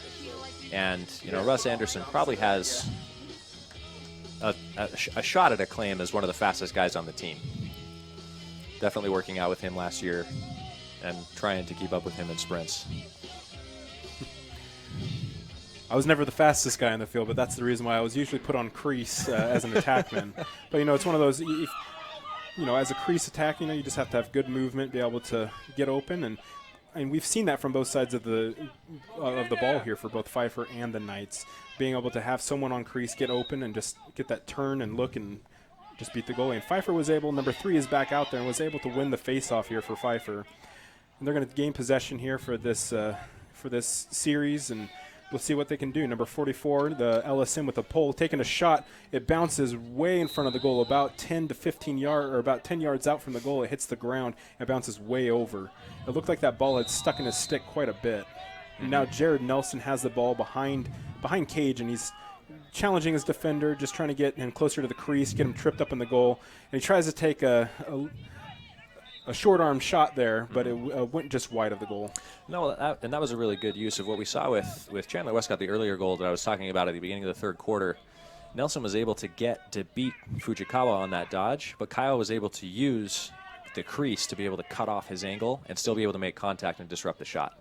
Yeah, we see number 22 pass it up to number 32 as he's driving down, and number 32 goes for an ISO on the run play, shoots it just left of the goal, but Pfeiffer again still able to maintain possession of the ball with 36 seconds left on the play clock. Oh, and there is another miscommunication there. Jared Nelson was able to find number 9 just sitting right on the crease, wide open. So John, number 9 John Allen was able to just put it away. The goalie doesn't really have a chance. It's really difficult when there's a person right on the doorstep to stuff them. I mean, it does happen, and those are usually the highlights you see for goalies. But that was just an easy one for him to put away. Yeah, and what you love to see, though, is the defenders getting together. You saw Bryce Kimber, Kevin Huntsman, and Alec Pedroza get together right after that goal was scored. Instead of hanging their heads, they got together and talked, okay, how can we get better? And that's what you love to see as a coach, with the guys who are kind of lower down on the depth chart is making the most of their experience. And number 3 is able to win the faceoff again. And if we haven't mentioned it already, we do have Caleb Brody in at goalie now. The backup goalie, just he can get in there, get some more reps too. So we're having someone who's in, who hasn't been playing the whole game, so he may not be quite as warm, but still a very good goalie. Got a very good save there. Shot was shot low right, but he was able to get his stick and foot in the way and stop that ball. Number 32 taking the ball top of the box, getting down to his wing. Now back to number 22 behind goal. He has a decent screen or decent pick, but he gets a skip pass and a shot, but another great save by Brody. And you see the defensive middies there. You had Seth Brown, Jackson Dupay, and Trayson Withers, kind of the second or third string kind of guys working out there. Jackson Dupay is actually the son of the former head football coach here at Southern Virginia University. The Knights losing possession. They have only a few seconds to get this ball over midline. They're able to get it over midline, but nope. No, they are not. They lose the possession. Official signal to failure to advance called up there. So Pfeiffer's going to take possession of that. Number 28 on their defensive side are taking possession. They should take possession up at the midline because. Oh, they are. Yeah, the ref is indicating that they come to their side midline because the failure to advance happened on our side of the 50. So. Coach Lamb's not happy right now with Rich, number 20, who is clearly offsides, although the refs did not see it. It was before play, but Coach Lamb was just not happy that he's standing there saying, hey, you need to realize where you're standing. Mm-hmm.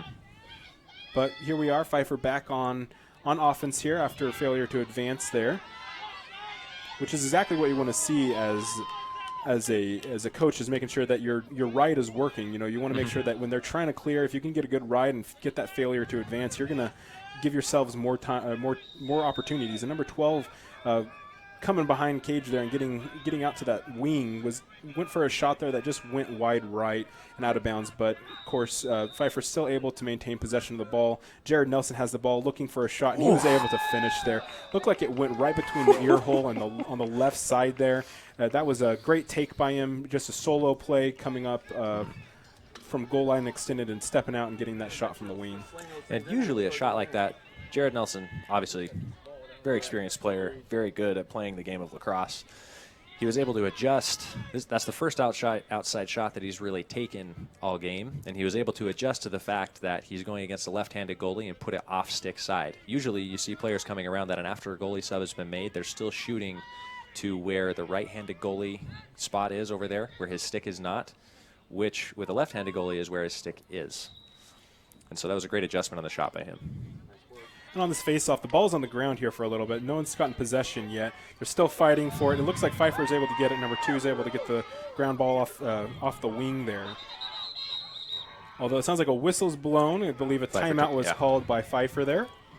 So we're going to go to this quick timeout, and hopefully, the Knights are going to try to adjust, make sure that what they're looking at, with their second string in,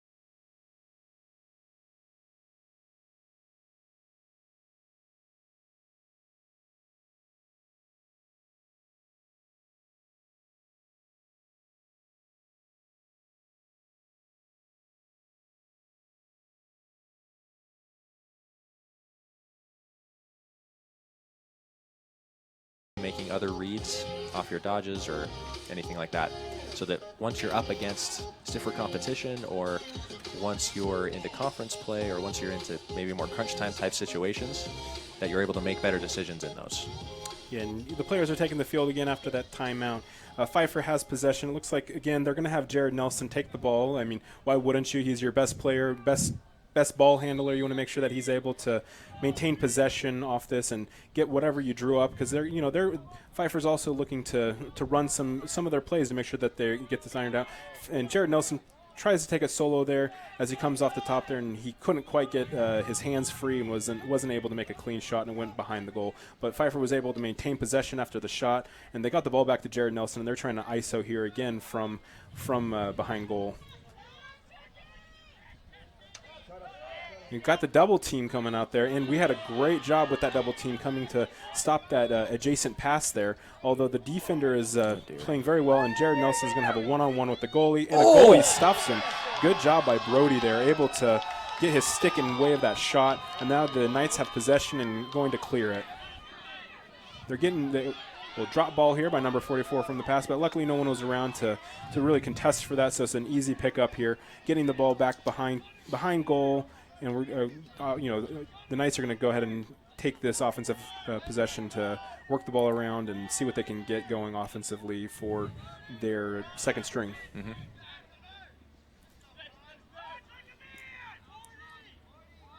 Ball's top of the box, working its way around. Got a drive by number 48 with a bounce shot attempt there, but 12 is there to recover the shot as it goes out of bounds, or to maintain possession. Number 12 contesting his defender, driving forward, looking for the open man. Couldn't find him, went for the goal and went for the shot. And it looks like we're going to get a push on. See, this is going to be interesting. They're going to count the goal. Okay. It was a goal, and they're going to call a flag on the defender for pushing, I'm guessing, from behind. Yeah. They're going to call it is it a cross check? They have not indicated So it's a yet. push? So it will be a. Let's see. Because usually if it's just a push, they wave off the flag if the goal was scored. We'll see what they're going to do. They haven't indicated yet. Looks like he is.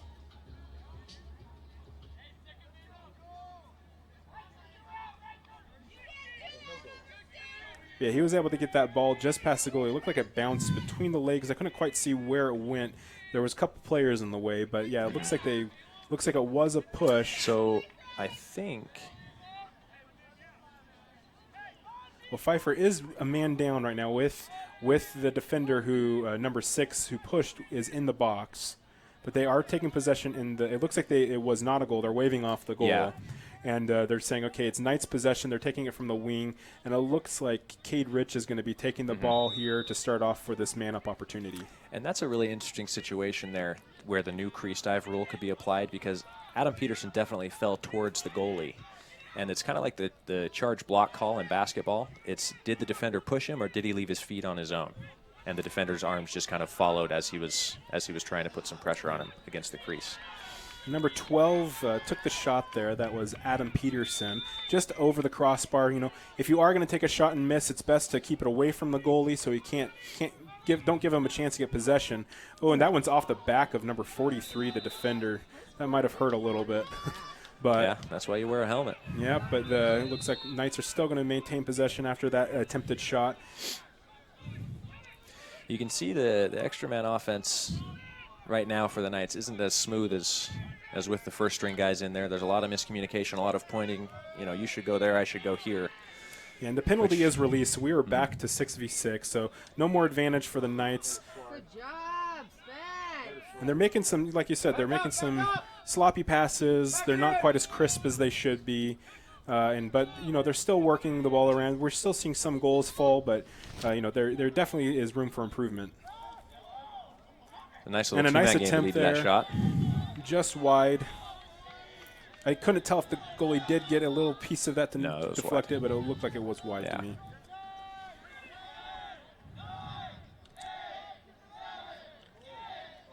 We got the and it looks like it's outside the cage, but that because it did hit the goal, it does reset the shot clock. Yep. But it looks like the ball has gone out of bounds, and it's going to be Pfeiffer's ball. Yeah. And there's a guy wide open. That was a good outlet pass from Pfeiffer. Driving. They have a fast break opportunity, and they're going to. Great rotations. Great rotations from the defense. They were able to slow that down to keep it so they at least have a fighting chance. And they were able to keep Jared Nelson from getting that score there. They had two guys on him, but there is a flag down towards the top of towards the bench side near the box. 15, unnecessary roughness. Okay.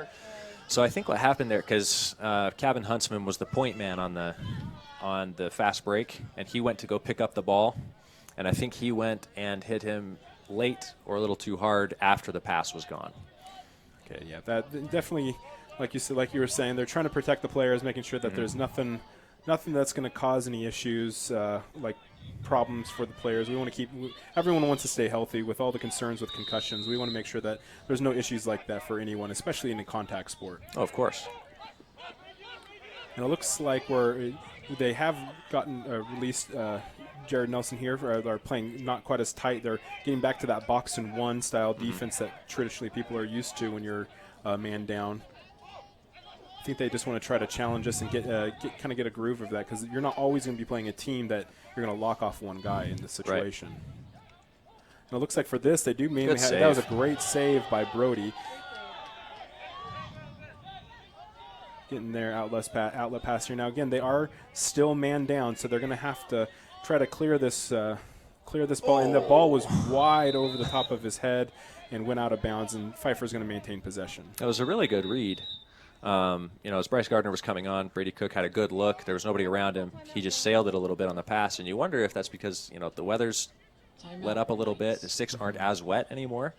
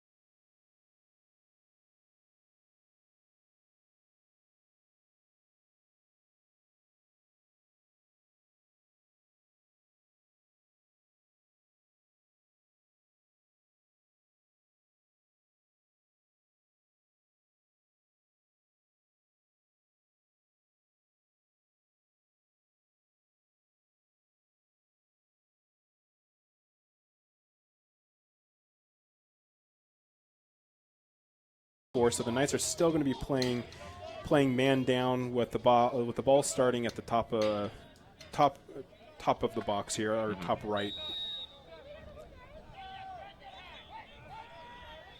Working the ball around. The Pfeiffer's working the ball around here. sitting here behind goal, getting the ball up top here to number 9, or at the wing, and then 32 at the top of the box, and then Jared Nelson at the top of the box again. Although got some substitutions coming in. The penalty release. Or the penalty release here, number 11 coming. So we are now back to 6v6 here. We'll see what if the Knights can get possession back, and they got about 47 seconds left, so they still have time to work. But they had a shot and it hit the goalie. It was a great save, but that does reset the clock, and we have a flag down on the field here. So first we had a loose ball violation for a push, and then at the top here by the bench we have a slash. A slash. And that looks like it was on number 32. 31. Or 31. Yeah. Or wait, was it 31 or 13? We'll see who takes It's actually the knee. called on Pfeiffer, number 32.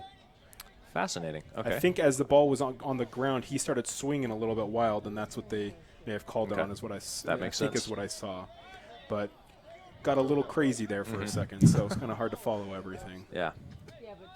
But the Knights are going to get possession, and since it was a penalty, they are going to take it on their side of the field and have a man-up opportunity. And let's see who's out. It looks like we do have the second string out on the field again, so they're going to try to work some plays and see what they can get going from their playbook. Number 11 with the ball at the top, passes it to number 7 at the top of the box. Back down to number 11 with a left-handed shot, goes way wide, but number 34 there to recover the ball. Yeah. And Bryce Gardner, number 11, he has an absolute hammer from that kind of top corner of the extra man offense. He's got an amazing left-hand step-down shot. Number 12 with the ball, fakes out his defender, but then as he goes for the shot, has a defender crashing on him and knocks the ball out of the way and towards the end line.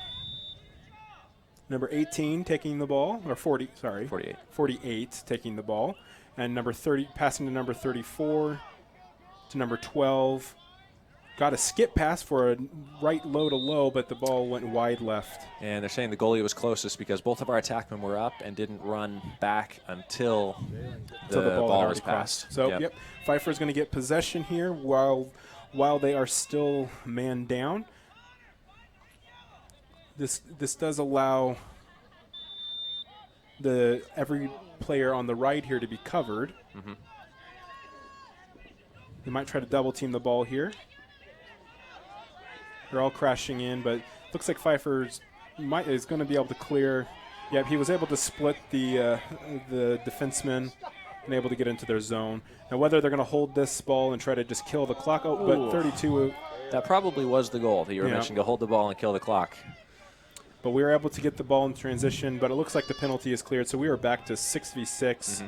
So it's released, and we're ready to get back to playing some lacrosse. Although a bad pass, and it's going to go out of bounds. And that's always such an awkward spot to be in as a defender. Should I run up on the ball or should I let it bounce?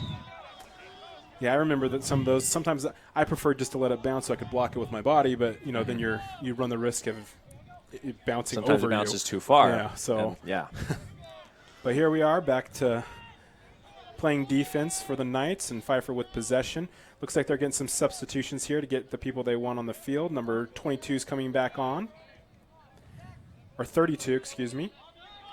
Carries the ball down, looking for an opportunity inside. Can't find anything. Drops the ball as he attempted to pass. Looked like his elbow got lifted a little bit. Really good defense by Isaac Jarlis. Yeah, good job getting that check in there. Number 9 trying nice to ground get possession ball, for Bryce. the Knights. Bryce was able to get possession. He passes it back to his goalie, Brody here. He has a pass to his outlet here, number 7. A little bit risky, but the defender wasn't looking. But number 7 with the ball driving, no one covering him, and he's able to find almost a right quick off goal. the pipe. But it hit the pipe, but he had a great look there down look. low. Right off the crease on the doorstep. But they got the ball's on the ground, everyone's fighting for it and trying to get it out outside there. It looks like they got to the wing there, but the ball is down on the ground, and it looks like Knights are going to be able to maintain. Oh, never mind. It's number 28, I believe, who gets possession of the ball for Pfeiffer. Shoots it and goes into the ground well in front of the goalie and bounces over. I believe that was number 20, Maurice Owens. So, yes, shot. 20, Maurice Owens. Sorry, for the correction. Sometimes the numbers on different jerseys, different teams have different number styles that kind of the angle at it makes it. Is there a line there? Is there a not? Yeah, and with that pass, the Pfeiffer passing it to one of their someone substituting in. They threw the ball a little bit over his head and was able to get our defender was able to pick it up there at midfield, who was subbing on with him. Mm-hmm.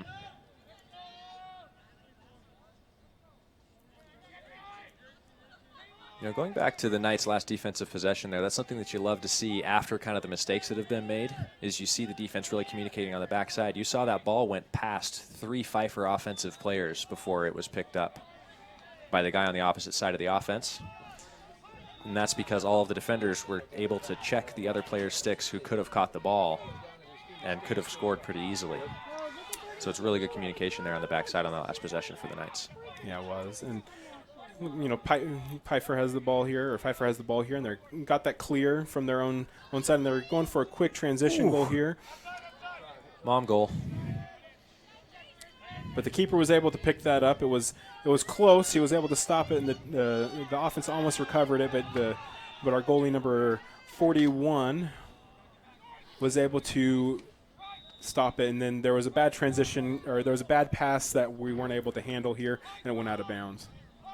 So back to being Pfeiffer's ball. Yeah. To the keeper, he's going to his outlet pass. He's right at midfield. He's going to easily be able to walk that over and go ahead and come down to the defensive side or the offensive side of the ball, where the Knights are going to have to try to get a stop here. We'll see how well they do. We're able to get the ball on the ground and pick it up. Number 33 with possession here at the wing. He's being challenged by Jared Nelson here. Trying to find an outlet pass, but he's going to probably have to go to his other defender across the side of the field here. Got a player down in the middle, number 18, able to get into the offensive side, and their Knights are possessing here. Number 34 with the ball, driving to the goal. Ooh. Gets a bounce right off the top of the crossbar, almost went in, but bounced out, and Pfeiffer's able to recover. Number 7 has the ball, but can't handle it right now. The ball's still on the ground as there's some fighting for it. And number 8 from Pfeiffer is able to get the ball, although bad pass over the middle. You don't ever really want to see passes drop down on the field right there in front of your goal, but luckily especially Pfeiffer's if you're able the to recover. clearing team. Especially as a clearing team. But number 12 able to scoop up the ball and make sure that that nothing bad happens. They don't have a goal. Mm-hmm. We are down to the last minute and a half of play here. With Pfeiffer in possession here, they're just going to be working it around here at the back of the net here, or behind cage, trying to get some kind of offense going again.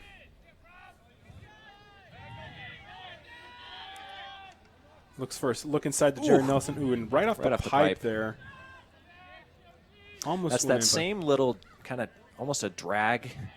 It's almost like a drag route in football where it's kind of low across. You forget about the guy because he's going through traffic, and then all of a sudden he pops out on the other side and he's open. That's that same kind of little rotation that Pfeiffer's been running all day.